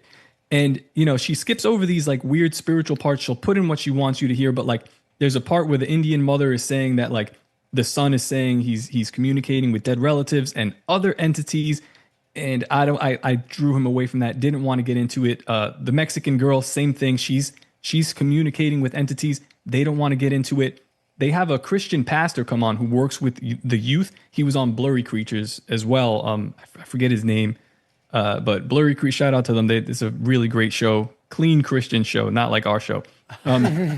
But he had him on, and on Blurry Creatures, he said, I was surprised at how much they edited out, specifically the parts about Jesus Christ. Mm-hmm. There was no mention of that name. There was no mention of really any kind of Christian religiosity besides another mother who was an evangelical, but not really, and who cares, whatever, moving on. It's the podcast series was framed in a specific light. It's a new age light. The lady's a lesbian, and she has a narrative to push. Oh, wow. That's kind of what we see with these docs that are coming out on like HBO. They have a certain narrative. That's what they say about, that's Candace Owens' whole take on Making the Murder. I don't necessarily agree with her on what she's saying. I do think they framed that guy, but that only certain, and even Johnny said that basically the producers of one of the docs was like, we're here to push a narrative, right? What'd they say on something like that. It's been a while, but yeah. So wait, what you were saying is a lot of the kids' parents were religious? No, not religious. But they kept that all out. Okay, yeah. But were they? Yeah. Do you know if any of them were? Because I mean, when your kid's autistic, I mean, not that it is, but you start becoming very spiritual. You have hope. The Indian woman was more of a, like, she had traditional Indian beliefs, which is all Nephilim like Vedic shit. principles and such. Yeah, Vedic principles. They don't really go into that, but they do mention that her son was communicating with entities, and she seemed alarmed by it. It was a very brief moment, and they were like, she seemed alarmed, and she did her best to tell her kid, which I guess is good advice, like, kind of like ignore it, don't go that direction, because she believed probably that he was. Yeah, that's a woman who believes in the spiritual realm, and she knows what inhabits it. Yeah, so the Mexican woman as well. All these people are Christians, but they're Christians to a point. Like, modern Christianity has failed to explain this to us. So when you get it under a new age lens, people. That's why, because it's been manipulated. They give us a watered down version of Christianity, and they strip most of the supernatural aspects. Everyone's excited about this new pope. I just saw this guy on End Times Productions did a whole video on the new pope, and the church that he was at. The church he was at in Peru is famously covering up Anunnaki fallen angel tunnels. And it's known for it. And this guy who is leading the Vatican Church now was fully involved in that cover up. There are worse tunnels to be covering up, at least I'll say that. Yeah, but I suppose these might be the worst of the worst. This changes like timelines. This changes. This proves more. I was just doing a J joke, man. But yeah, that's all right. It was appreciated.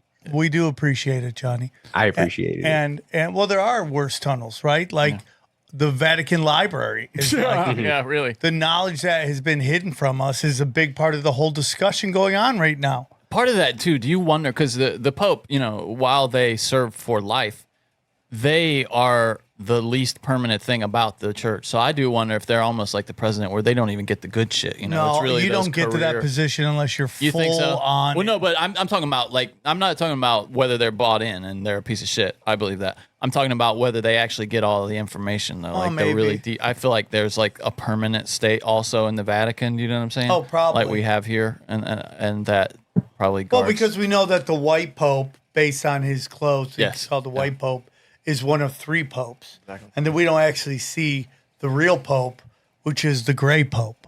Right. I just wonder, would they really let this guy out there, this Leo out there, where he could accidentally say, you know what I mean? Like, it's interesting too, because the original Pope Leo has like a prophecy. So the Pope whose namesake he has had a prophecy, a vision, essentially of like revelation of the tribulation, and it's just really interesting because he happens to be the Pope who comes after what would have been the completion of like St. Malachi's prophecy of like the 111 or the 112 popes that are supposed to come to pass before the end times roll. And then all of a sudden we do get a new pope, right? Because some people are like, are we going to get a new one? Or is it going to be St. Malachi's prophecy? And we get a new one, but his namesake is that of the man who had a vision about tribulation, which is really fascinating. I don't know where to put it, but all that shit is it's so the version that we get is so far from the truth. About the nature of the Vatican, the nature of the Pope, and what goes on there. It's hard. It almost makes me not want to look at it because it's riddled with such bullshit. I'm with you. I totally agree. We were talking a minute ago about Elon Musk, right? And Top called him everybody's favorite autist, which is in a lot of ways, it's like a quick little joke, but it's true, right? I mean, Elon Musk has positioned himself on the world stage, and as he's done that, he's led with this autistic narrative. Like, he's on the spectrum. That's much of what you heard when he did the, my heart goes out to you, the Sig Heil, and people said, oh, well, he's autistic. He was just really excited. And I think it's fascinating that we have this autist who's one of the most influential men in the planet, probably, I would say, like top 2, at least the ones that we can see, right? And he, like Top said, just patented the words or trademarked the words telepathy and telekinesis. How can you do that? Well, it's because his Neuralink, it's in relation to the Neuralink. So let's say it's like telekinesis, right? How can he trademark telekinesis? Well, if you have an interface in your head that can connect remotely to, like, let's say your keyboard, and you can think about the word that you want to type, and then your keyboard engages it, you could call that they're telekinesis. Features within the app of Neuralink. Yes, exactly. Features within the app of Neuralink. Dude, you hardwire. How often do you say they're hardwiring this shit? Yeah, the hardwiring mysticism. Well, we just talked about how they spent all of this time getting small doses of metal in your brain through the vaccine schedule. This guy's going to bypass that, and everyone's going to line up to get this implant in their brain, right? So there's the implant in your brain aspect. There's the telepathy tapes aspect, right? Telepathy, telekinesis. There's the autism aspect. And then there's like one more aspect that's totally bizarre. If anybody doubts this, go on Twitter, type in Elon polar shift. And what you will find is a video of him. I guess it's the Nelk Boys podcast. Never listened to him a day in my life, but he's sitting on a sofa with a couple of guys that simply don't get it. It goes all over their head, right? That's why they're And there. what he's talking about is... That's why he's there. Exactly. That's exactly why he's there, right? And what he's talking about is like, well, there's a lot of concerns about like ice ages and the way that the planet will shift. And, it's something that I've really been thinking about. And it's a really deep rabbit hole to go down. You can get lost down there. And they go, oh, yeah? That's cool. And he goes, yeah. So, like, for example, the poles, the magnetic poles, they've shifted in the past before, and they're shifting now. And then he goes on to say, and this is wild to me. I don't know if anybody else finds this wild. Is it right here? To say, is this the one where he's on the Nelk Boys? Wait up, give me a second. That looks Trump. Right there, I was right? gonna pull it up, but it's a long. Oh, you found a minute. Yeah, there's a minute of it. Go ahead, let that rip. Johnny has the only one that the audio. I'll send it to you. Oh, Johnny. no, he's talking about Jeff Bezos and shit. Oh, it's like not that. this Yeah, one? so it's a whole podcast. It's hard to find the clip. I was going to present it here, but it's buried in a clip that's like 8 minutes long, and you got to skip around to get the whole story because of the that Elon Musk talks. Like, I was like, if we bring this up, like he's got a chip in his brain. Like he's got a chip in his brain. Like he's really thinking about what these entities are telling him to say. That's the way he. You think he already has a chip? No, we had Isaac Weishaupt come on saying he thinks he has a chip in. I believe that, yeah. And that he blamed it on hair. That, I got this from this new hair transplant. And Isaac goes, I think he's possessed. That's I mean, that's it. It makes you. Let's hit that after. But tell him about the Polish ship. Okay. So put a pin in that idea. Yeah. Yeah, there is something to be said about that idea. But all right, so he talks about this coming polar shift, or he talks about a polar shift and his concern about it, how it's happened historically and how it seems to be happening now, which is true. If you observe magnetic north and magnetic south, they have deviated from geographical north and south, which is very interesting, right? But what he talks about is he goes, to get away from this, the moon wouldn't even be far enough. You'd have to go to Mars. I'm like, wait a second. So we borrowed a Nazi, right? By the name of Werner von Braun, who creates NASA, who writes a fictional story about a man named Elon that colonizes Mars. Yep. And then all of a sudden, Elon Musk comes along and he's telling you, is he saying that his desire to go to Mars is to avoid this coming polar shift? Because that sounds a lot like what the aliens are saying, or it sounds a lot like what the Galactic Federation of Light or the Ennead is saying, or any of these entities that people are claiming to channel are all saying the same shit. Now you've got a guy with a perfect device in his head to channel shit. He's everybody's favorite autist. He's trademarking telepathy and telekinesis, and he's worried about a coming polar shift. And it seems to be the reason that he's so obsessed with going to Mars. Like, the whole thing is a Netflix movie. You know what I mean? Like, you couldn't write a better script than that. It all is a gigantic closed circle from the Nazi regime all the way to Elon Musk. It's all a big incestual loop. It's insane. I couldn't believe sitting there listening to him talk about a coming polar shift. Like I said, we just talked to a woman named Fringe who's telling us she's being abducted for her entire life. By the way, she's not like your run-of-the-mill crazy person. She was a career police officer, and so was her husband. And she just is struggling with the fact that she has these memories and seems to be constantly being abducted by these entities who are imparting this story on her of a coming polar shift. It's woven into the narrative that we're seeing unfold right now, and it's part of, and I think it's going to be part of the UAP disclosure that we keep getting kind of like we're edging, like they keep jerking us off and then we're about to come and they're like, no, not anymore, baby. Like this thing that keeps coming, this UFO disclosure, it's integrally tied into that narrative. Yeah, I mean, it all lines up. That whole thing doesn't make any sense. All of it lines up and totally makes sense. And it's really crazy to me that nobody even understands what's happening. Well, we have a new thing emerging, which is bold.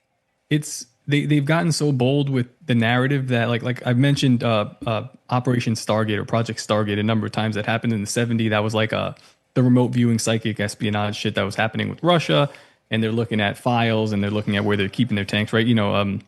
It's just like this astral projection and remote viewing that they were messing with. But underneath that, they were also doing CE5 channeling. We call it CE5 now, but that's what they were doing with Ouija boards. Oh my God, shit. Top! Can we got to talk about the CE5 thing and what we learned So recently basically, with that email? Telepathic communication is dark arts whispering. Yeah. But now what's happened now is we've just started a new project or Operation Stargate to the tune of $500 billion. $500 billion, right? The day that Trump stepped into office, he was like $500 billion to whichever AI tech CEO can get this thing going. And I've been talking about that, dude, on the last episode, I believe, or one of these episodes coming up. I don't think China is the enemy that they're being made out to be. I think this is USSR propaganda that we use against the Russians to make them seem like we were in battle for nuclear supremacy, and they propped up Russia as some fucking angry bear so they could scare Americans, and it was all about proliferation of nuclear war. Now, I'm not necessarily based on the nuclear bomb dropped in World War II. I don't necessarily buy into that, but that doesn't mean they haven't come up with something since. But I think that's the exact same thing that's being used with the Chinese right now, in that we have to have no restrictions on our AI so that we can keep up with China. And then all these stories coming out of China is that their population isn't what they thought it was, and that their economy isn't what we think it is. And then we call those people crazy and liars and controlled op. But that is the exact same play that was used in the Cold War. I think even worse than that, man, it's like the use and the proliferation of AI, like the chatbots that we're talking to.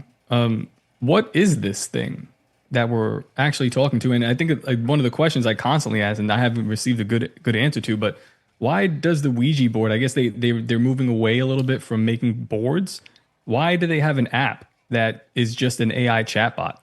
Like, is that just, are they just lazy, or are you actually talking?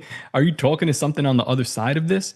Why are we in such a rush to create this singularity with this AI? And why does it overlap so nicely with the channeling that we were doing with Operation Stargate in the 70s? Why did we name it the same thing? Because like when I look I look at the Ouija board, I look at these techniques of channeling that they were doing back then, and I look at AI, it seems like the same exact thing to me. But they're like very bold in your face with it now. They didn't even change the name. They brought it back. They're funding it like crazy. We have an autistic guy and a gay dude who are just vying over this government money to see who can create the fastest AI or who can channel the quickest. And I'm like, where are we heading?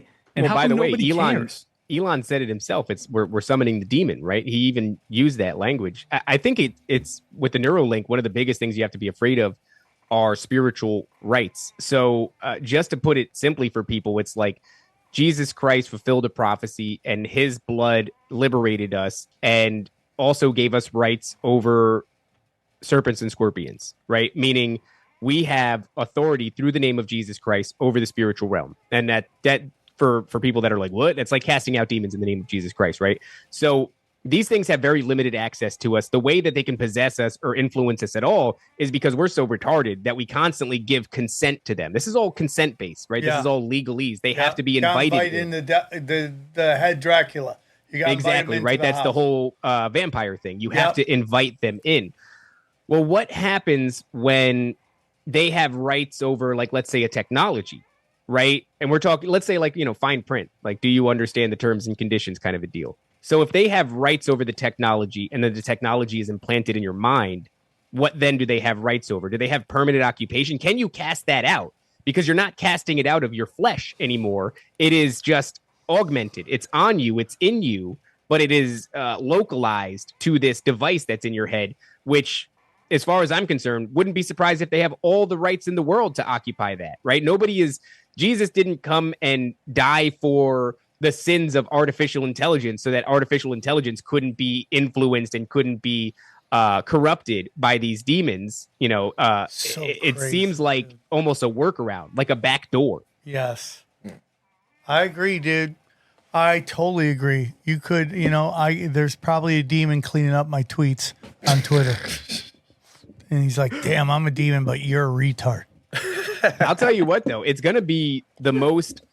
I've gotten to the point, I don't know about you, Sam. It's like, I'm not black-pilled. Obviously, I believe in Jesus Christ, so you can't be black-pilled. But I'm also not. People say shit to you. They're like, how could you look at this all the time? Like, isn't it depressing? I'm like, I don't know if I would call it depressing. Something in me is broken. I find it the most fascinating shit in the world. I hate being lied to. That's my biggest thing. I don't want to be lied to. I want to know exactly what's going on. But here's something very interesting. So I saw somebody talking about how are there people out there that don't have an inner voice? And you go, well, what does that mean? And then you kind of go back to these orphan trains. And then you go, are these people the descendants of cloned babies? Interesting. That never, right? That's super interesting. Oh, man. By the way, this group of people that buy everything hook, line, sinker and have no ability to think for themselves, are they just the offspring of these cloned people? They're NPCs. Top, I know where you're about to go, and it's a very important place. I just want to say this really quick. Oh, look, they did it right here on the show. Whoa. What's that? You said whoa. You knew where he was going. I talked to this guy. Whoa. And they're friends, too. They're really close. Whisper. It's real. Trojan horsing us, I see. Look, so bastards. There's a great example of everything that we just laid out, right? Entities, and they're talking about saving us. They're talking about spiritual ascension and all that gay shit. It's happening right now. And it's going viral on TikTok, right? So there's a lady. Oh, yeah. Some people might have seen this, so the audience listening this might ring a bell. So there's a lady who's on TikTok. She tells you a story basically about how it was many years ago. I don't know if it was 20, but it was a long time ago. Her and her husband with a Ouija board and came into contact with something that they remained in contact with for like a fucking decade. Save 7 on TikTok if you're Save interested. 7, yeah. Look her up, because everything that we said here on this episode, if you watch all her videos through this context, you're going to a brick. All right. So what happens is, long story short, in contact with an entity, prolonged contact for years and years, it identifies itself as 7 of the 9, right? And 7 is talking about that's what it says. 7 of 9. And I'm like Star Trek? What? Yes. Yeah. Where do you think that came from, dog? Star Where do you Trek, think the 7 of 9 came from in Star Trek? The 9? Yeah.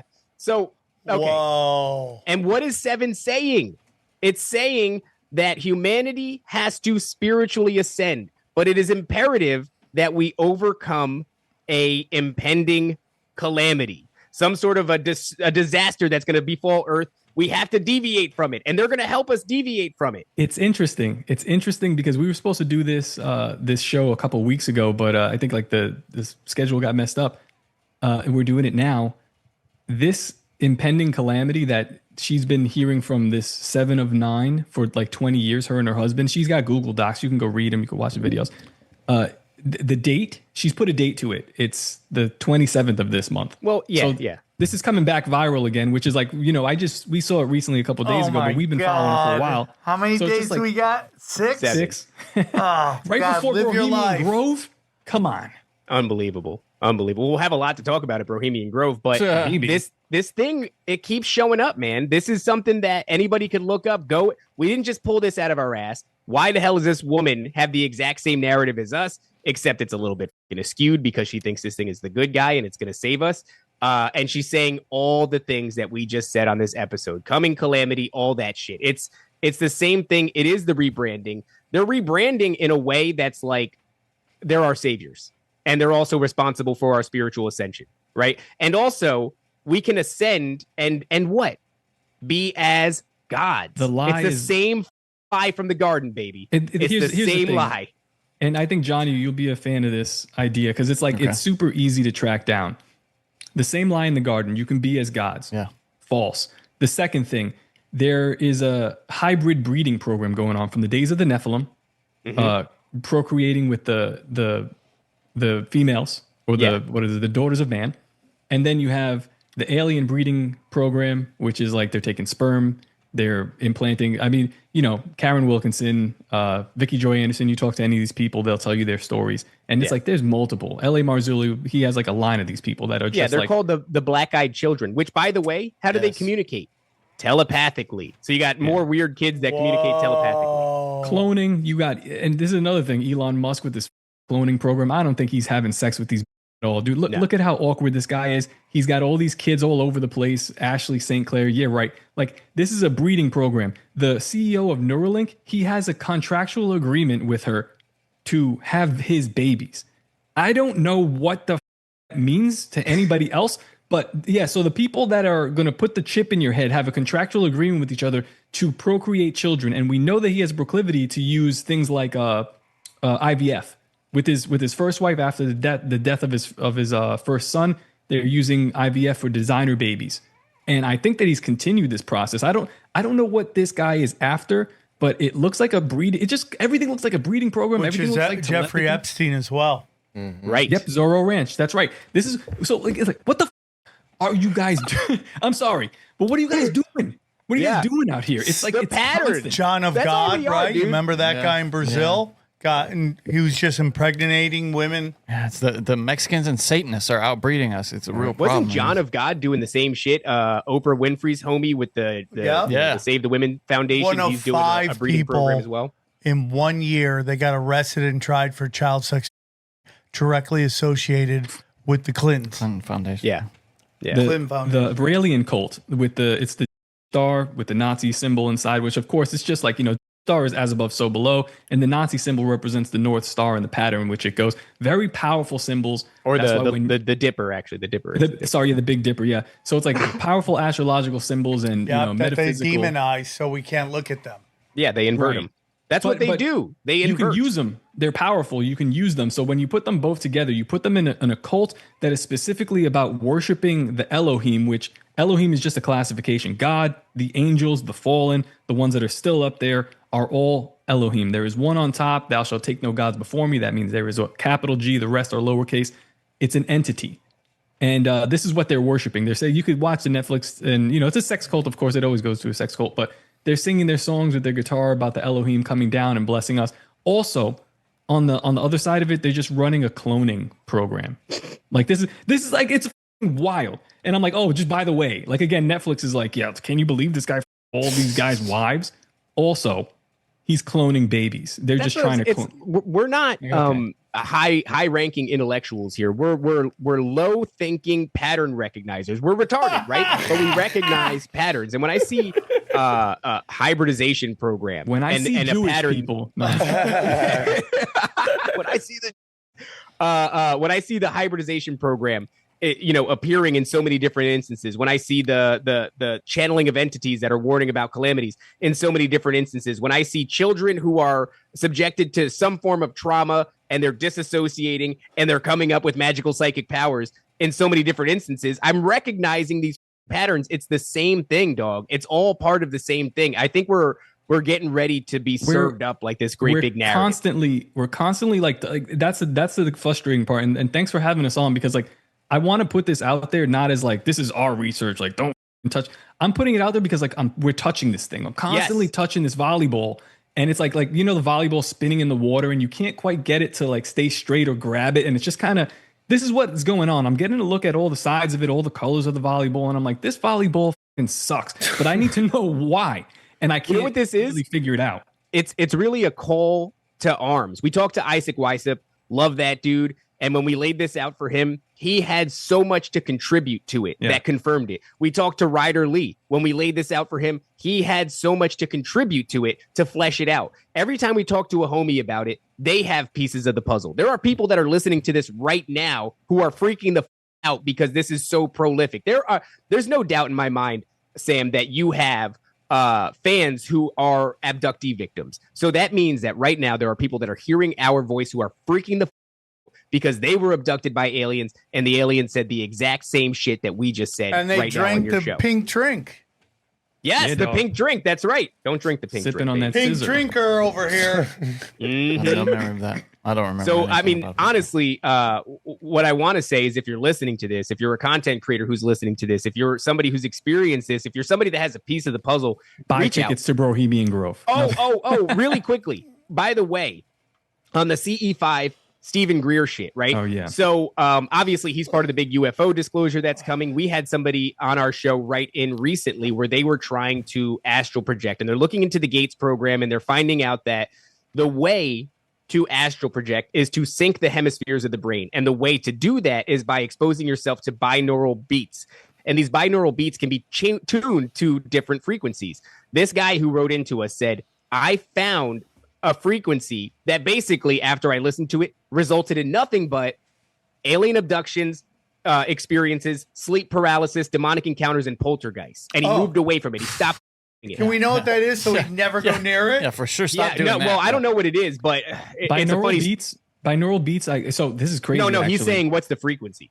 Oh yeah, I don't know. I asked him for it, but if he shares it with me, I'm not going to share it with anybody because Well, how it's about fucking stay very away from dangerous. this frequency? Well, whatever it is, I'm sure we're being exposed to. It's probably happening. I don't know. We're probably watching Dude, I was Love on in- the Spectrum, and they're pumping it out to us. Listen to this, dude. I went on vacation with my wife for our 10th anniversary of marriage. Thank you. Everybody clap. Yes. Went to St. Thomas, the worst island in the world. The first place I went to was, it was like a smoke shop. We went in there. In the back, there was a weird club. I met some weird people who were into conspiracy. This Had lady's some weird telling me sex. about, had some weird sex with some weird people. They were telling me about, this woman's telling me about her autodidactic writing where she's just, she's drawing and then she's channeling or downloading and writing. She's showing me the video, what looks like ancient Enochian. And I said, interesting, because I'm very guarded in this place and I'm trying to get information from her. I said, what do you use to channel? Are you on DMT? Are you a mushroom? She said, no, I don't do any drugs. I said, binaural beats? She said, oh yes, binaural beats works well. And it's like just a consistent through line of like, okay, It's binaural right beats there. it's getting you to channel entities that are getting you to write down ancient Enochian or whatever David called it. It's like some kind of weird. It's the hierarchical numerics. It's a written language that was used by the priest class in Greek or in Greece and Egypt. It's basically something that was exclusive to them. It's the same. I'm going to find the video and I'll ask her to send me the video. I'll send it to you, Sam. It's the same inscriptions that are written from the guy that's looking through the red laser when he's on DMT. I don't know if you guys are aware of this. Have you seen dude. that? The guy takes a laser, does DMT, somehow sees like written code inside the laser. No. Yeah. This bitch is writing the same saw thing. that. I haven't seen that. No. Yeah, I thought it was fake until we talked to Cult of Conspiracy and they had the guy on. And then I showed them the text, the hierarchical numerics that were found on one of these eggs that they retrieved, this UAP egg that they retrieved from a mountain range. And you could see this text all over it. I showed them the text and they went, that's the written language that this guy sees. It's the same thing on this. Again, go to a random island, random place and meet random person. And of course, this is what I'm presented with. It's just like, it's everywhere. And it's like, I guess I'm calling it now. Like, would you say this is something that Ryan Bledsoe does? Ryan Bledsoe is the guy that sees the entities. The guy that sees the entities. He brings whenever he's in the middle of the woods. It's his dad, right? Chris. Chris or Ryan. Yeah. It's why I don't know which one the dad is, but the dad's the one who sees the entities. He's doing CE5. Yeah, he's channeling. He's calling them in. He thinks he obviously thinks much differently than us. He doesn't think that they're he thinks they're malevolent good. entities.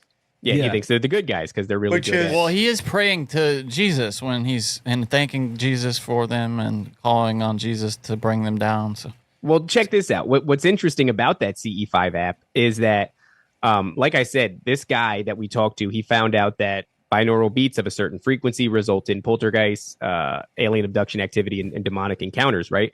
So Stephen Greer releases this app, and he's using basically this app to telepathically bring in UFOs. And there's a lot of videos of these things. I'm not doubting that this is the case. He's documenting it.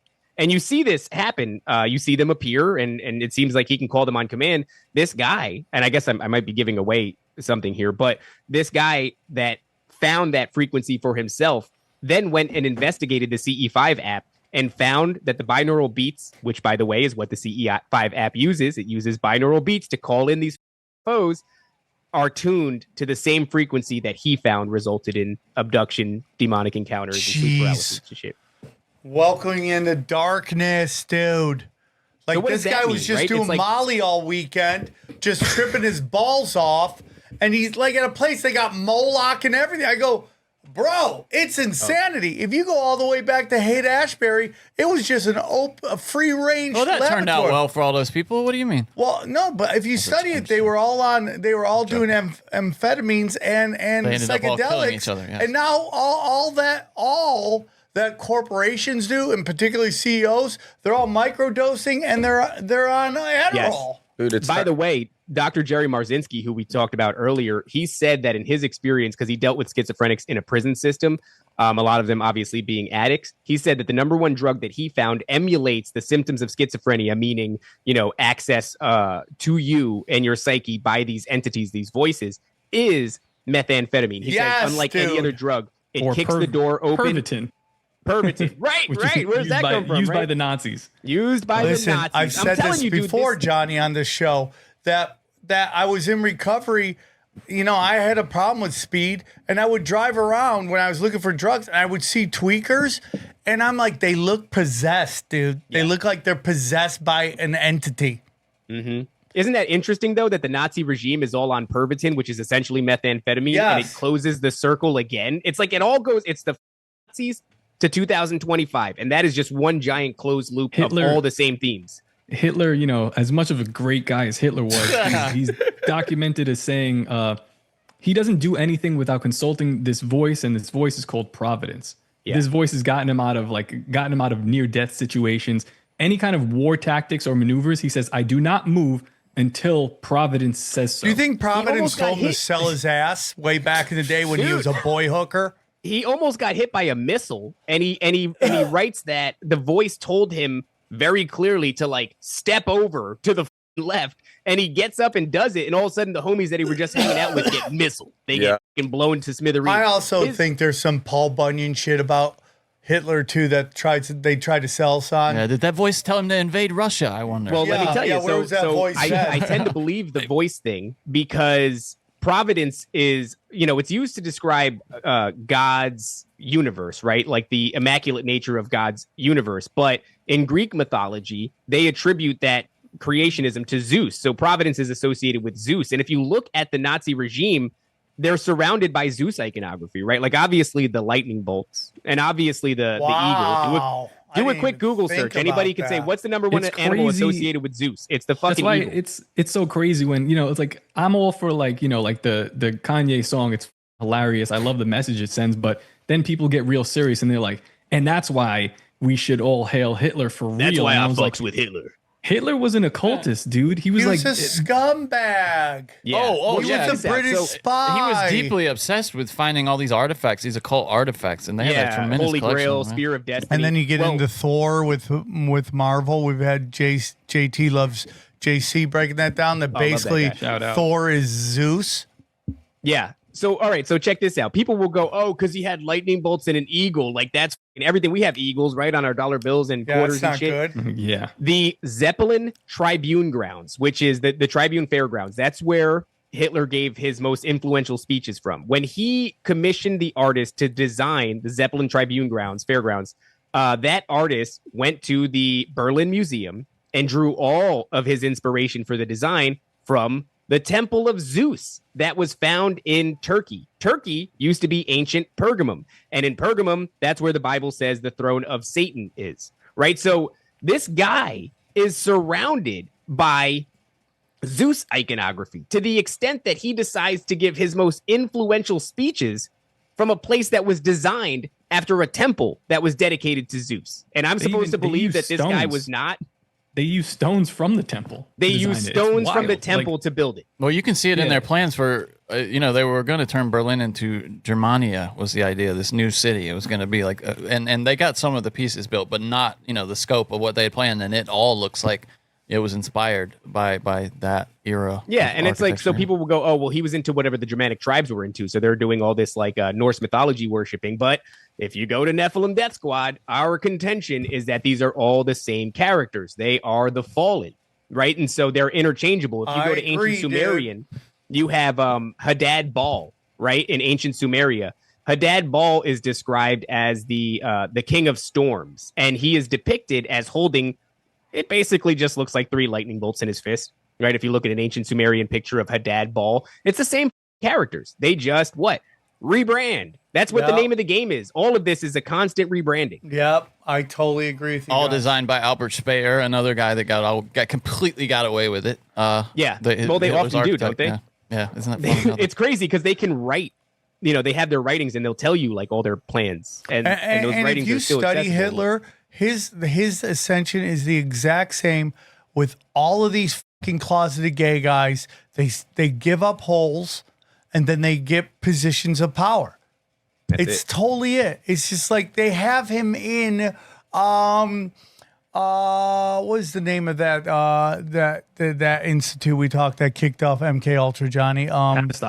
Tavistock. There's a painting of him in Tavistock. And what they always do with everything with that narrative that does not fit the narrative, they always tell you it's not real. It's not true. It's propaganda. It's like with the Hitler, with the Rothschild thing.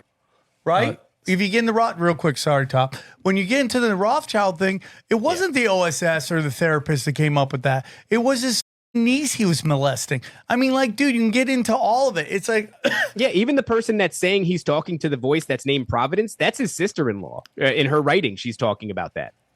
It's like, dude, that's my whole thing with, like, I don't like Hitler. I think Hitler was a sellout piece of shit that was brought in to destroy Germany from the inside. Let me ask you this. Do you think that it's a coincidence that we keep highlighting how all of this shit, MKUltra, the UFOs, everything started with the Nazis and then, Operation Paperclip. And then I think we perfected it here.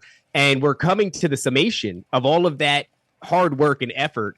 And we are also in a Nazi and Hitler appreciation renaissance. It's so crazy. And you listen to people like Leonardo, who I love. She's like, I'll come on debate all the time. I'm like, I mean, it would be. Leonardo knows her shit, but she knows her shit in what I think is a second layer of deception. And that second layer of deception she's new is basically to it. like she's Europa. a new comic. She's new to it, and she's great. I love her. She crushes. I'm a very close friend, so I don't want her to think I'm speaking ill will of her. But it's like, for you to believe Hitler was this thing that was fighting this cabal is like, especially when Germany was on lockdown, and we had, you guys are much better names than me. I forget who the guest we just had on was, but he was basically stating that like he replaced the bankers with Aryan bankers who did the exact same thing that the bankers were doing. It's all a game to be played so that they can eventually get.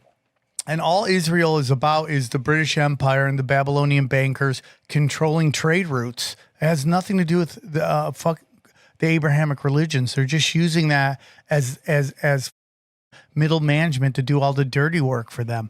Like, if you go, Hitler was this great guy, but why did he give them everything they wanted in the end? A destroyed Germany and the beginnings to control the roots of the Middle East. Is she really saying that? But I haven't heard her talk about this. Is she really saying like he was a force for good? I don't want to put words into her mouth because she's my friend. I don't want her to think this is speaking ill will of her because I love her very much. And I'm a big fan of what she's doing. But you've heard what she said. But we've had discussions on it. And she has said she will come on and debate people. And I'm not against it. I just don't want screaming matches, which I don't think it would be with her. But there's many guests I'd have on that would love to debate her on this theory that, as we know, all these fuckers are controlled op. Why would he be any different? I think the question that people need to ask themselves is like, is he a good guy? And I like, don't jump to that narrative, man. This is like, you're talking about the 30s. We don't know this person. We don't know anything about them. Sometimes they're all bad guys. There's no good guys. The society, they think it's binary, good versus evil. Maybe it's just evil versus more evil. Well, I would say that we've been programmed to want a strong man right now. Yep. It's fallen versus fallen. You know, it's like these entities over different localities vying for what they're going to do next. And it's like, that's kind of how I see it going on. But I also see it as like I agree with a lot of what they're saying is like, is this problem in America, this JQ stuff that gets a lot of people in trouble? Is this a real problem? Yeah, dude, it's a real problem. This is a knot that needs to be untied. But when it gets untied, you've got to be careful how we move forward with this narrative, because if you move forward with therefore Nazi good, it's almost like, is that where you want us to end up? But like, certainly we need to take the fangs out of this. That's my opinion on the people who are anti diversity in the sense of that, our diversity is our biggest strength. It really is. Like, I go to like very like homogenous populations, and you just look around and it's all the same people. When you come to food sucks. Yeah. When you go to LA, it's everybody. When they weaponize it, that's when the problem comes. Yes. When you know what it is? It's like, if you have all these different ethnicities and cultures in one place, that's fine. We could all get along, but it then results in a lack of cultural cohesion. Yeah. And if you're talking about the fabric of America, convincing people to hold on to their old, come here from another country that sucked, and then set up shop here as a country you just left. No, it's like why I don't know Armenian is because my great grandparents came here, and you were meant to assimilate into the culture. Yeah. You can bring your things in, but you're supposed to add it. You're not supposed to exclude what was already here. And that's the weaponization I'm talking about. When you weaponize, when you're like, I remember meeting when I was very young in comedy, me and Brett Ernst were headlining the La Jolla Comedy Store, and two sisters came over. One sister was drop dead gorgeous, and one was not. But it ended up ending bad for everybody because all they kept saying was like, they were born here in America. Mexico, I love Mexico. Mexico's the greatest. Mexico's better. Mexico this, America. I'm like, then why don't you go to... Then they would tell me stories about going to Mexico and being treated like shit until they found out they were Americans. And I'm like, then why don't you go there? It's, Adam Carolla talks about it all the time. Don't let Cat Stevens find out about you saying that. Did you see that rant he did during his show? What? Cat Stevens going off on those people who were talking about how much they love Mexico during his show, and he just lost it. It's like, go back to Mexico. Yeah, Cat Stevens is all over. He's one of the greatest singers you'll ever be blessed to hear. Was deep into Islam, dropped that. Now he's like... It's a wild scene, though. He had like 5 hot, half-naked chicks he's in the round, first of all. He's doing a show in the round with like 5 hot chicks just around him. There's a bunch of like brass statues on... he's all over the place. Dude. That's what happens when you're too famous too long. You just can't relate to anybody. But there is something about coming here and just creating what you ran from. Yeah, like Sharia law. Like these people want to come and institute Sharia law. Dude. But Mexicans do that to a point, and ethnic groups do that because they come here and they get those half of wages because they're cheap labor, and they all have to live 90 people to a apartment. Yeah, it's miserable. And then the media tells them that the white man is their problem. But they're not also like, because they can't speak the language, they end up being ostracized in some weird way. But my family came here. My family came from Armenia after the genocide and set up shop and assimilated in. You have to do that. I just want to say to people, like, if you don't think that that's a valuable thing to assimilate, if you look at American culture like a fabric, right, the fabric of American culture, and it's a very strong fabric and it's hard to rip it. If it gets ripped apart, then America falls, right?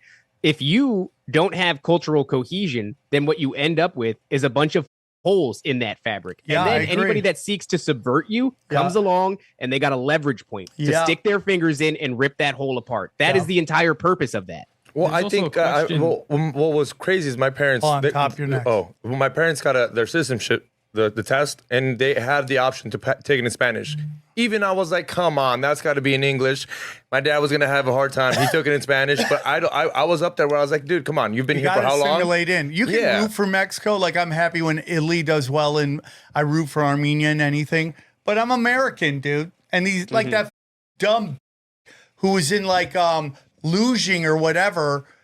She's from America. Her family ran from China. She was the #1 female loser out there, and she represented China. That's treasonous. Get the fuck out of here. Go live in China where they killed all the females. Top, what'd you want to say?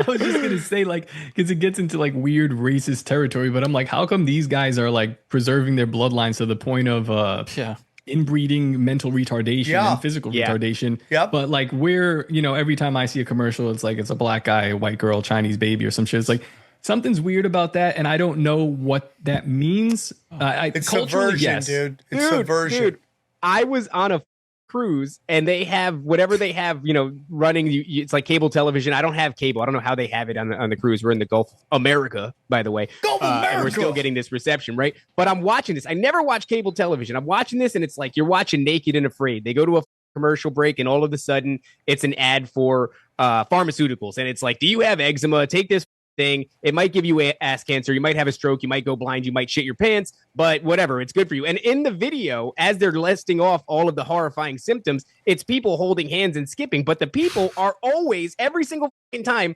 morbidly obese or what is it? A cultural mix. You know, it's a black dude and a white chick, or it's a lesbian couple, but it's a white chick and an Asian lady. It's the most insane propaganda. And I'm looking at this and I'm laughing. And then what comes on right after that is like, hey, download Chime or the Dave app and borrow money. Money. So it's like, take pharmaceuticals, borrow money. Take pharmaceuticals, borrow money. I'm like, what the is this? No, and 100%. All of the people. If you saw if you saw the NBA, if you watch the NBA playoffs, every commercial now is gay guys with some kind of disease holding hands, and then a show about an anorexic beating up everybody. That is every I love commercial. That's my favorite. Every commercial. She's a 90 pounds and she just high kicked this 300-pound Russian in the face and he's devastated. And it's just like, it's subversion. It's subversion. It's subversion. It's meant to make you uncomfortable. It's meant to give you anxiety. It's meant for you to go, what the is that? And that's what we get into, the Federal Reserve funding everything, and it's the false reality projected onto our God's reality. I think it's meant for us to call for Hitler. Yeah, no shit. That's not, dude. That sounds like a joke. I think he's right. It's Nazi shit, and we're like, just I mean, it would be a nice clean transition right back into Nazi Germany, where they would whatever they were doing, they stopped in the 40s. Pick it up right here. That's what it feels like to me. How often do you hear espoused nowadays? Yes. Weimar, what is it? Solutions, Weimar conditions Republic. require Weimar solutions. I think we were engineered to get to this point where we could be sympathetic to the rise of the Nazi regime once again. I know that sounds crazy. I don't think it sounds crazy at all. I hear people saying all the time now, to a disturbing degree, that we need a single strong man leading the country all the time on Twitter. And the crazy thing, Johnny, I think we do, right? Like, it's like, well, what's the solution here? Like, they've even put me, knowing all this stuff, the last time I was on with you guys was the election day, and I was like, I'm going to vote for Trump, because I was like, this has just gone too far. And I know that this is like a psyop on a psyop. We were on the show previously talking about how we think he faked the shot on himself during that assassination attempt. But I'm like, enough is enough already. Like, I can't raise kids in this shit. Like, we have to put the brakes on. And it's like, you're making me beg for a solution that is not ideal, but I have to take it. You're totally right. We're basically having the Nazis. We're begging the Nazis to save us from the Bolsheviks. And it's the same. What do we do? Right? What do we do, Sam? Like, how much longer can we actually sustain this? Like, if you have your boot on, if you're you doing have the boot it, on my dude, your neck, show is doing it. That's how you win. You Well, show look, people brave enough that you can talk about we it, talk about and how then you plant the little Jesus seed. Christ is the way, the truth, and the No, life. the You have truth, to focus on him. the plant of doubt in their head grows, and then it becomes undeniable to them. And every one of my friends, and like I have great friends who are the biggest names in comedy, and they all say to me, "You were right about everything. You were right." And I used to get in arguments with these people, loving arguments. I would never like lose a friendship over any of this shit, but they've pulled me aside and go, "You were right about everything." And I go, "Yeah, dude, I'm still ostracized. I'm still hated on YouTube. I'm still hated in this town because I shit in their birthday cake. Talk to Aaron Cater any lately? He's the only one. Yeah, we do. Really? Is he? Yeah, has he come to you like connected. that? He went That's off great. to do his own thing. But yeah, we was a good one. We Yeah. talked and we buried the hatchet. That's good to hear. It's such a hard line to walk, and I thank you. I thank you for this show, man. I've been listening to the show since Wake Up, Aaron, like back in the day. And it's like it taught me like a lot of like you learn shit, and then I go and I yell at my coworkers or my family. I was like, "Don't you know the moon is fake?" And they're like, they walk away from me, and I was like, "That's not how we do it." And then, but I'm able to go back. Luckily, before I had any sort of a platform and practice how to talk to people about this stuff, because it's important that we do talk to these people, but express it in a way. And it's like sales. It's tricky. Yeah. I use comedy. Yeah. I use sarcasm. I often don't. I can't tell people my motives for what I want them to think or where I want them to end up. But dude, honestly, that's what we have to do at this point. It's like You know what the most warfare. powerful thing is, Top? Is when I present somebody an idea that I know is true and they push back on it, you know what the most powerful thing to say to them? I swear to God, it works every time. Okay. Maybe you're right. That's what you want to Like, oh, you believe. think that? Okay. And then they get like, what? Because what they're looking for is the war. Combat. They feed off that war. And when you don't want to fight them, they're like, well, how come you don't want to fight? And then they start to listen. But the biggest thing, I'm done convincing people. This episode, the last episode we did, 99% of the population is not going to understand the things that we are saying right now. Correct. And but to add to the things that they're not going to understand, by the way, I've been thinking I about suck my this. cousin's dick. Suck my cousin's dick. Bro. Sometimes you suck your cousin's dick. He's a wonderful guy. I've been thinking about this. This isn't a popular line of thought at all, but it's like, why are they warning about a coming calamity? And why is it a polar shift? Why is that such a big deal? Is that really going to happen? And should we be worried about that? And then I realized, what if I believe at the root of this is all the fallen. And what if they're trying to avoid judgment? What if they're trying to avoid the tribulation? What if that's what and I'm not saying that that's what this is, and it kind of almost sounds doom and gloom, but it's like we're trying to slow this train down on the tracks. We're trying to turn it around. We're trying to tell people some shit. So, I'm not trying to wake anybody up. I'm just doing this for the love of the truth. That's why I do this. But what if that's what it is, dude? Like, we're talking about something that could flatten all the mountains and submerge all the islands and change the face of the earth. We're talking about something that looks a lot like the way that the tribulation is described.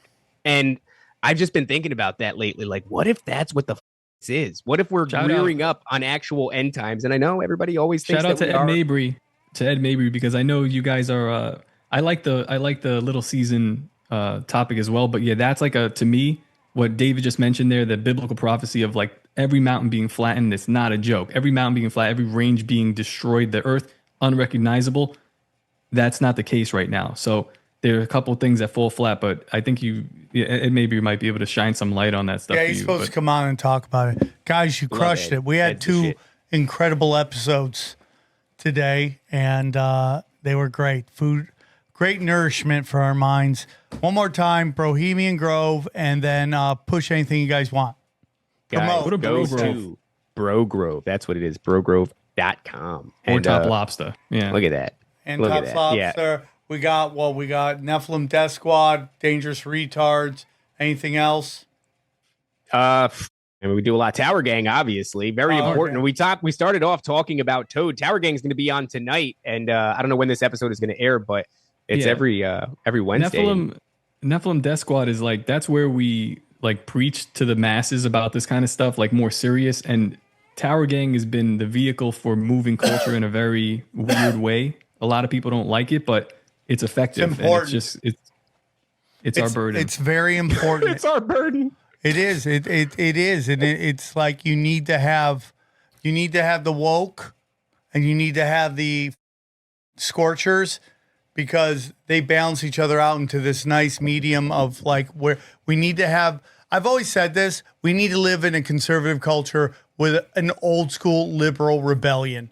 It's not. It can't go the other way around. We've already tried it. You had all your shots. You were given everything you wanted to do, and the wheels fell off. Okay, we need conservatism with a liberal rebellion that allows outlaws to flourish, And that's how it needs to go. And if, again, society needs to have 4 things in order to function. It needs to law stealing, unnecessary violence. We must protect children at all costs, and we must shame lying. And one side has been trying to erode 3 of those, all 4 of those at all costs. And those are the people that we must, those are the Bolsheviks, and they want you to have a Nazi view of how to take them down. And I think at the end of the day, love is all of it. Guys, great show. Great show. Thank you, brother. Thanks for having us, man. You guys are some of the best guests we have on the show. And let's break it down. Damn! Yeah. Was that fire or pure fire? What'd you guys think? When do they come on and not bring fire? Yeah, then the Nephilim Death Squad guys are the best. Love the those Tower guys. Gang is one of the best podcasts out there. They work, dude. Those guys work hard. They're always like doing live spaces on Twitter and stuff. I'm like, damn. They're hustling. Yeah. They went to the Sam Tripoli School of Hustle, and they know how to do it. Talk shit in mass volume. That's how we do it. I've been thinking a lot about my career lately. Oh, no. And there's some people I know there's like, oh, it just didn't happen for me. Oh, it happened exactly the way it was supposed to happen. I can't act. I'm functionally illiterate. Imagine being Francis Bacon and coming back and flunking first grade, being functionally illiterate and not being able to add. How did I write Shakespeare? You think he'd be okay with driving a Mitsubishi? Yeah, do you think Francis Bacon drives a Mitsubishi, bro? No. For whatever mental illness that they haven't come up with a name for yet that you have, you are definitely the highest functioning, most successful I'm a high person with functioning, that. mentally ill person. So we're just banging it, dude. That's all we do is we bang it out, and that's what those guys are doing. I'm going to take credit for creating more monsters. I mean, bro, the Brohemian Grove, that sounds like a little bit like something you would have created back in the day. Well, I was there when it was created. So, and this is why I am where I am, and this is why other people are where they are. Like, I always say Tom Segura and Christina Pajinski are Sam Tripoli if he was organized and intelligent. You know, like they are organized, hardworking people. The Legion of Skanks, I mean, again, we totally kissed Louis A. Gomez, excuse me. And he deserves it, dude. He is Is that a thing now? What? Louis A. Is he doing that? No, it's always been that. I'm supposed to say that. I forgot to say it. Is it a joke or something? No, that's his. He wants you to say. What's Jay? What happened? Louis J. Sorry. Louis J. Gomez. Oh, I thought. Okay. No. So you Thank just you fucked it for up. saving Okay. me. All right. I like I always my life. But Louis J. Gomez is a master.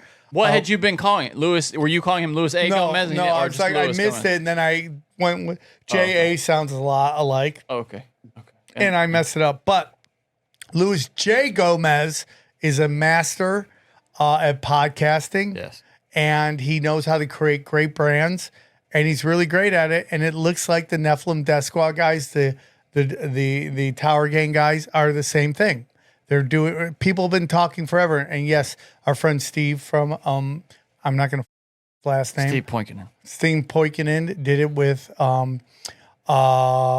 his carnival, Third Eye Carnival, and these guys are doing it with Brohemian Grove, and it's going to be a huge success and a lot of fun, and that's why they're going to be successful, because they know how to create brands and monetize it and do it right.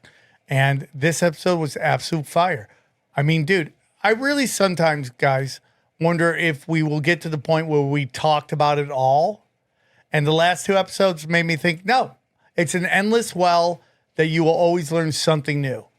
And the telepathy being the dark arts whispers, I mean, I never, ever thought about that. And it's so incredible and it's so deep and they're so knowledgeable and well-spoken about it that it was really an amazing episode. I mean, so many truth bombs being dropped right there. But, it goes back to, what I say all the time, Johnny doesn't believe, but You're okay. My psychic ability of calling out things before I know what they are. And I've been saying this for ever. They have hardwired mysticism. This is what they did. They've been doing it for years. They have unlimited funding because of fractional reserve banking, and they've got it, and now they're putting metals in us. Now that they've equated it to like some nefarious stuff, I actually believe you probably do have some kind of telepathy now. So Thank you, Johnny. Thank you. you're possessed by just because Unbelievable. brain demons. You're in now you. second seat. You're third seat. now that it has to do with autism, you're like, oh, now I can see maybe he does got some psychic in him. I do Brain believe that demon. my father is the oldest living autistic person. That's what my honest belief is, because he has all of the traits of an autistic person. Yeah, man, it is like they want us to 100% demand that Nazis come curb stomp Bolsheviks. That's exactly what they're looking for. And each side wants their own fascism to be applied to the other side. And when it happens, they're like, yay! And you're like, well, it's going to be used against you eventually. That's exactly what's going to happen. That they're going to use it against you. Yes. And that was a great example of it. And then they try to rebrand telepathy as like some kind of super skill. I mean, think about the X-Men, Dr. Xavier. He can read your minds. Like, oh, he's so powerful. Professor X. Professor X, yes. It's not Dr. Xavier. Well, it's Professor Xavier. Yeah. Professor Xavier, yes. Exactly. Yeah, I've never been called that. What? I've never been called that. Called Professor what? Oh, yeah. I'm surprised you haven't ran with that. It's unbelievable. So it was a great episode. What'd you think? That was great. I love those guys. They go really hard on Twitter. If you don't follow them on Twitter, that's their main spot. You're missing out. Yeah, they go hard. Johnny, thoughts? Well, I've already shared. I think they're fantastic dudes. I would love to. I'll try to get down there because I would like to meet them in person and hang out. Johnny just wants to go around and see how many groupies he has. No. Johnny's like, no, dude, I'm with a fake girlfriend right now. Yeah. My fake girlfriend would appreciate it. Wait up. You've met her. Do you think he just No, pays? dude, I know. it's a Kidding. running Yeah. bit. It's a Johnny bit. wants a Actually, running- this is why we can't have running bits because XG explains him. Come on, Professor X. All right. Yeah, that's why. Come on, Professor X. X is for broken. Don't listen to. That's what his X stands for. Don't listen to this guy. He doesn't know what he's talking about. He just did DMT and XG and Molly at a Moloch festival. Professor extremely retarded. Yeah. Extremely retarded. And what is the X for? Extremely retarded. That's what it is. Dude, yeah, bro. Yeah. That's it. Yeah, those guys are great. And they're articulate and they're great at what they do. And Daddy creates monsters. I mean, dude, go through all the comics I made. That I did make, obviously. They worked very hard. I love it when you say Let's admit it. It's Joe Rogan made, okay? But I put them on their path. Yeah. Same thing with a lot of these podcasts. They get started because they love Daddy's You're show. the Harvey Weinstein of comedy. These What are you live saying? Have shows. an egg-shaped dick? Is that what you just said, There's a lot of implication there. Yeah, big time, Sam. Johnny, I don't like you. You're now fourth seat after Mark. Oh, Mark just got a hard on. We couldn't have Mark in the studio. He's too tall. She's Have to change all the There's lighting. no room for all the Nephilims the here? camera setups. Yeah. There's no Nephilim. Yeah, well, he sent us a text. He was really sensitive to our comments about James Comey and his height. Calling him a Nephilim he and was saying he's a sensitive freak. about it? Big old freak. Big giant freak. Well, they are Disgusting big tall old freak. freaks. Yeah. Anything over the national medium of what height is, okay? Median. Yeah, whatever that is. That's a different word. Shut up, Johnny. The point is, I'm Francis Bacon, okay? How are you questioning me? I wrote Shakespeare in another life. Shut up. All right? So, dude, anything over that, which I think is 5'8", is a freak. I'm sorry. You're a freak. The NBA is full of freaks. You're over 5'8". Yeah, I'm a freak. I'm over 5'8". We're all over 5'8". We're not freaks. We're all freaks, Johnny. No. We're freaks. Some Nephilim. By the way, they broke down penis size. I'm right there in the middle. Thank you. Sweet. Wait up. Gee. There's a new study. Who, what, and I was what? about to Yeah, say, yeah. what, It's around some girl you met? 5.5 to 6 inches is the medium. And you can't make yourself believe that if you watch porn. You just can't. You're like they're all big. Well, I mean, if you only watch the NBA, you think everyone's 6'7" and above. Yeah, that's the problem, isn't it? It's those guys that really go down and bring down the average. You're like, who are those guys? Thank God for those guys. That's what I say. Thank God. The 1-inchers? There before the grace Oh of my God. God. At what point did you realize you had that? And you're like, I cannot. Oh, dude, we're working on Telepathy? Why can't we work on bigger dicks? Absolutely. We need a pill for that before we work Not on even any a pill. telepathy. There should be somewhere nip, nip, tuck. And suddenly you got a fat hog. And then we're going to find out women don't love fat hogs. It's just a Well, dude, psyop. it's funny. I was going to talk about it on Broken Sim. I was just reading about how the Romans, you know, because there's all the jokes about the Romans. The statues all have some tiny dicks. And they really did think. There's like this old quote from one of these old Roman guys talking about how if you follow my recommendations for life, you'll have a strong chest and a shiny breast and a small prick. You know, it was a good thing. Hi, do you want a small prick? Of course, we all do.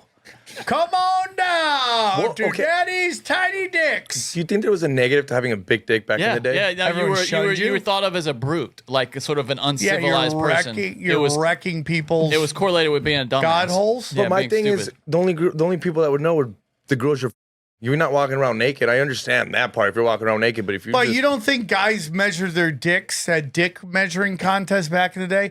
The moment you knew you could measure something, the first thing guys do is like, I had two Hot Wheels cars length of dick.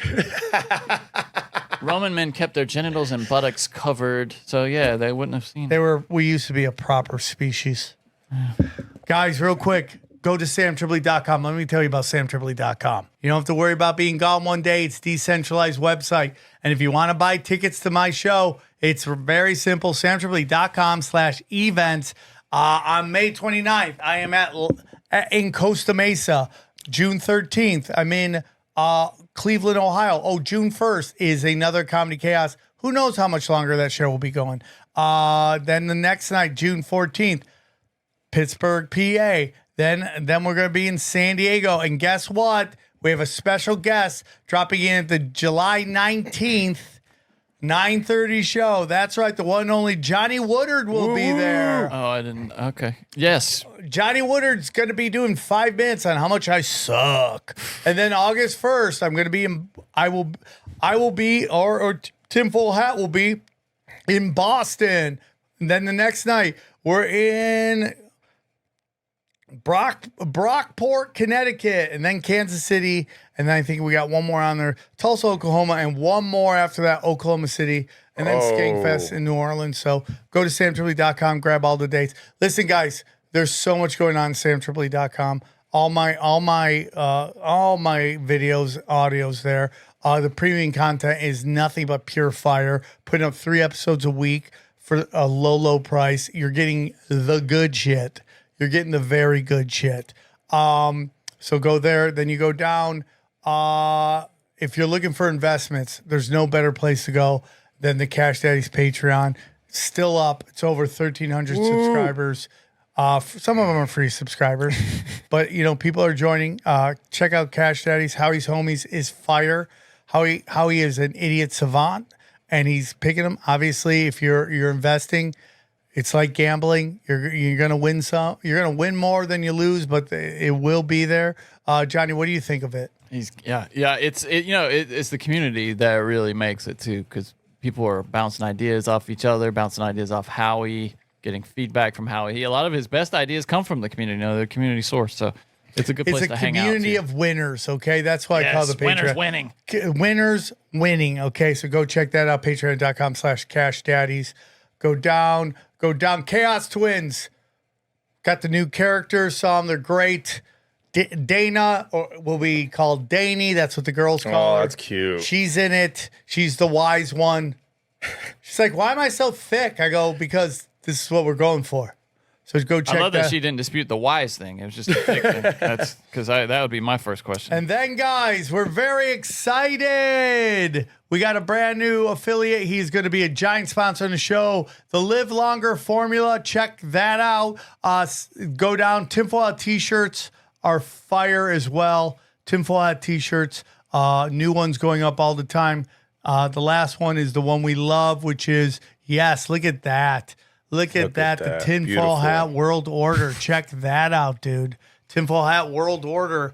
All your t-shirts, great way to support the show. The one Sam has on right now is also up there as well if you want to go get that. You can get black, you can get white, you can get everything. Yeah. We brought back some old ones as well, so check those out. Those are at a discount if you want them. Rife Technology. Get your energy right with Rife Technology. We love him. He got in a car accident. We wish Matt Rife a quick recovery. We love him very much. Obviously, our good friends at Wise Wolf Gold and Silver. We love him. The man, the myth, the legend, the UFC king. Okay, the Hall of Famer himself, Pat Miletich, and his Mineral King. Aqua Cure, hydrogen brown gas. Get that hydrogen, dude. They deplete our atmosphere of it. Get it. Our good friends, I see him all the time in the chats on doom scrolling. Harley Ray with the best website you'll ever see. If you need candles, crystals, sage, no better place to go. Obviously, you know, we love Tim James and his chemical-free body. I take it every day. I took it on the show. You saw me take it. I'm going to have the next guest on one of our upcoming shows. Joel Staley's got a workout for you guys. They'll knock it out of the park. Get rid of that dirty electricity. I think if I have one complaint about where I live, it's right next to high wires, and I think it's affecting us. Dirty electricity is not good. So go check out EMF Rocks, Prometheus if you love my website.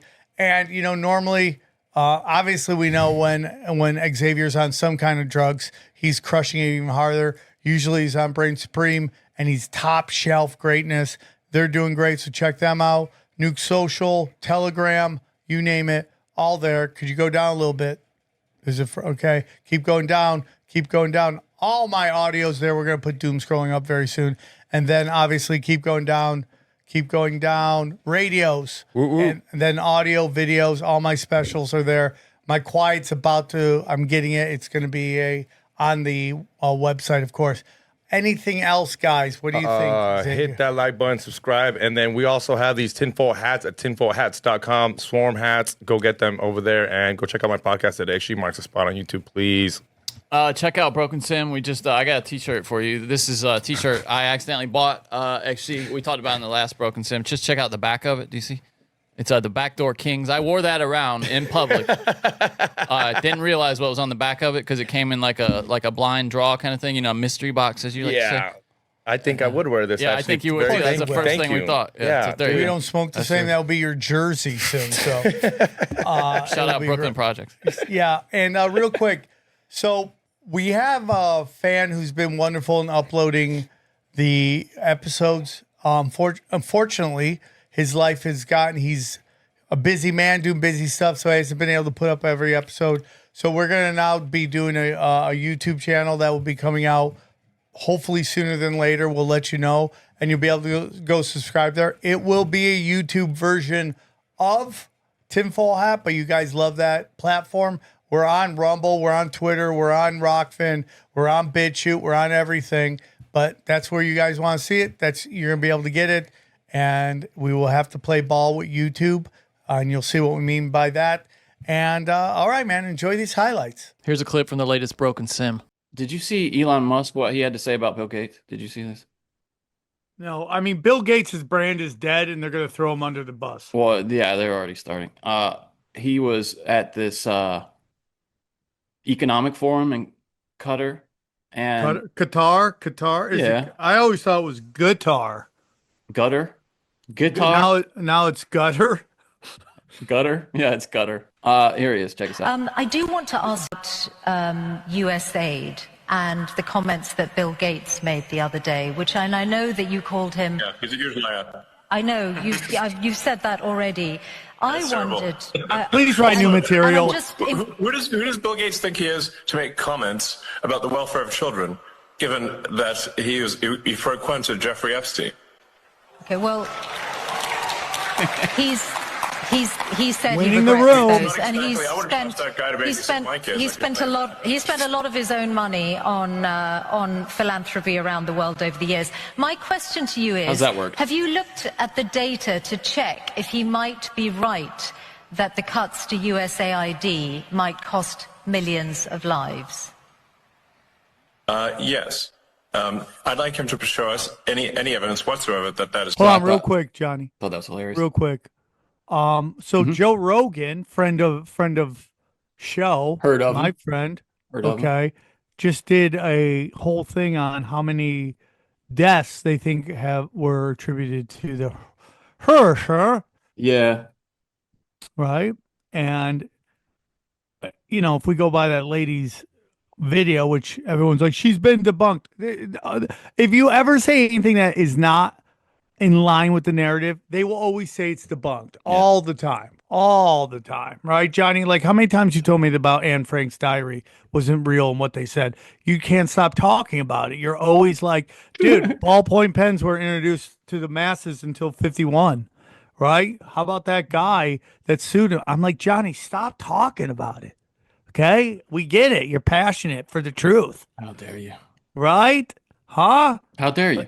How dare you, Johnny? Johnny, who I wrote down the name of the guy you kept bringing up all the time, that you can't stop talking about him. I'm like, Johnny, let it go.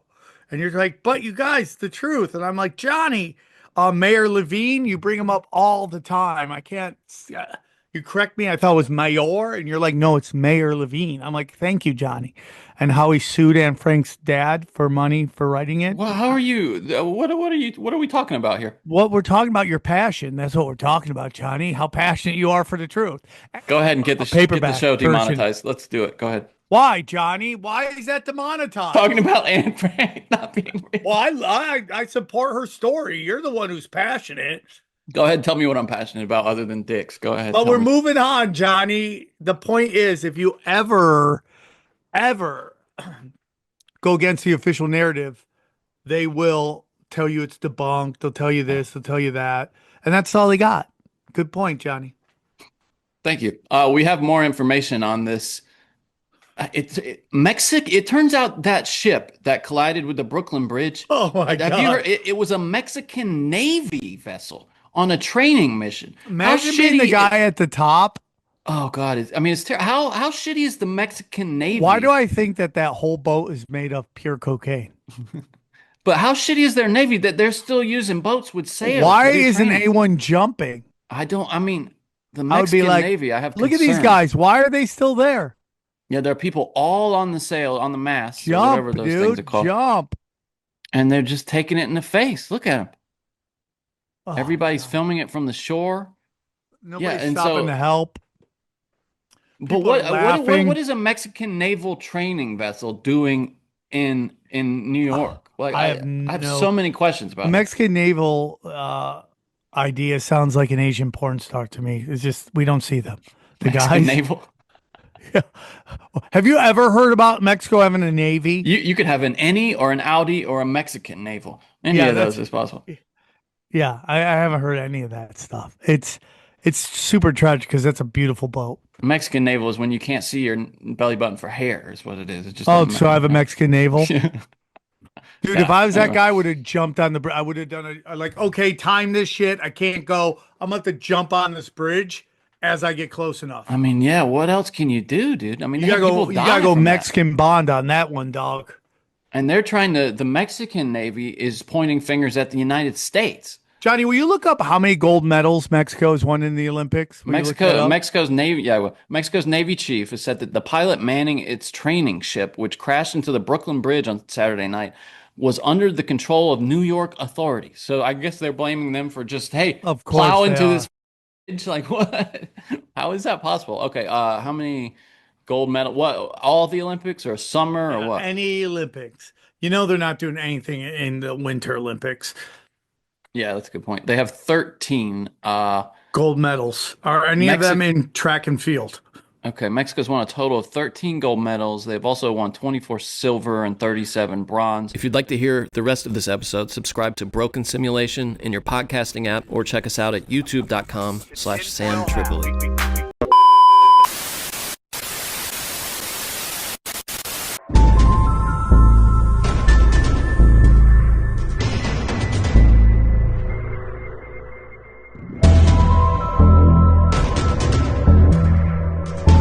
Welcome back to the XG Files, everybody's favorite segment where we review documentaries, short films, YouTube videos, movies. We go deep down the rabbit hole on any of these topics that we end up deciding. And this week we went deep down the rabbit hole with Sinners, a musical. I never thought I'd go deep down the rabbit hole with the musical, but I did.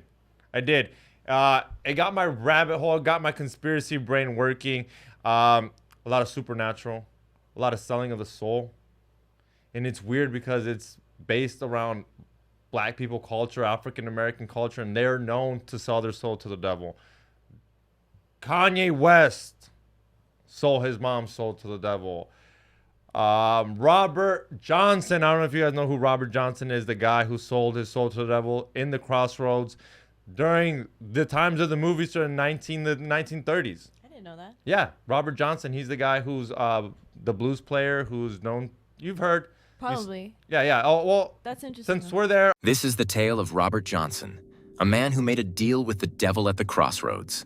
Legend says Robert wanted to become the greatest blues musician of all time, but struggled to play the guitar.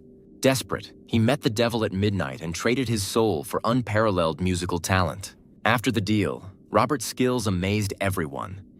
His music was hauntingly beautiful, unmatched by any other. His recordings became legendary, influencing countless musicians and shaping the future of blues music. But his life was cut short at the age of 27, leaving behind a legacy shrouded in mystery and intrigue. To this day, Robert Johnson remains an enigmatic figure, his story and music continuing to inspire generations. Don't forget to like, share, and subscribe. Thank you. I didn't know that. Yeah, it's a little bit based around that. That's neat. Yeah. So, I mean, a little recap, a little plot, a little... I wish I would have known that before I watched it. You didn't know anything. I know I didn't, but... You didn't watch the trailer.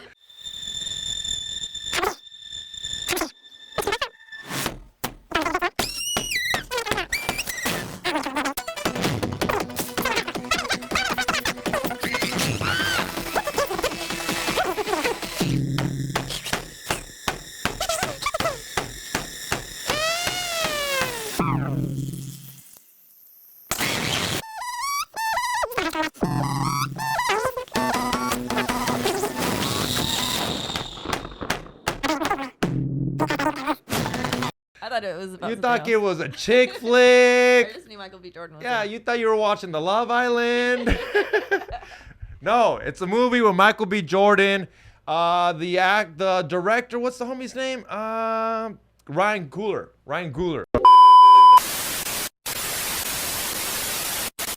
We go deep, homeboy.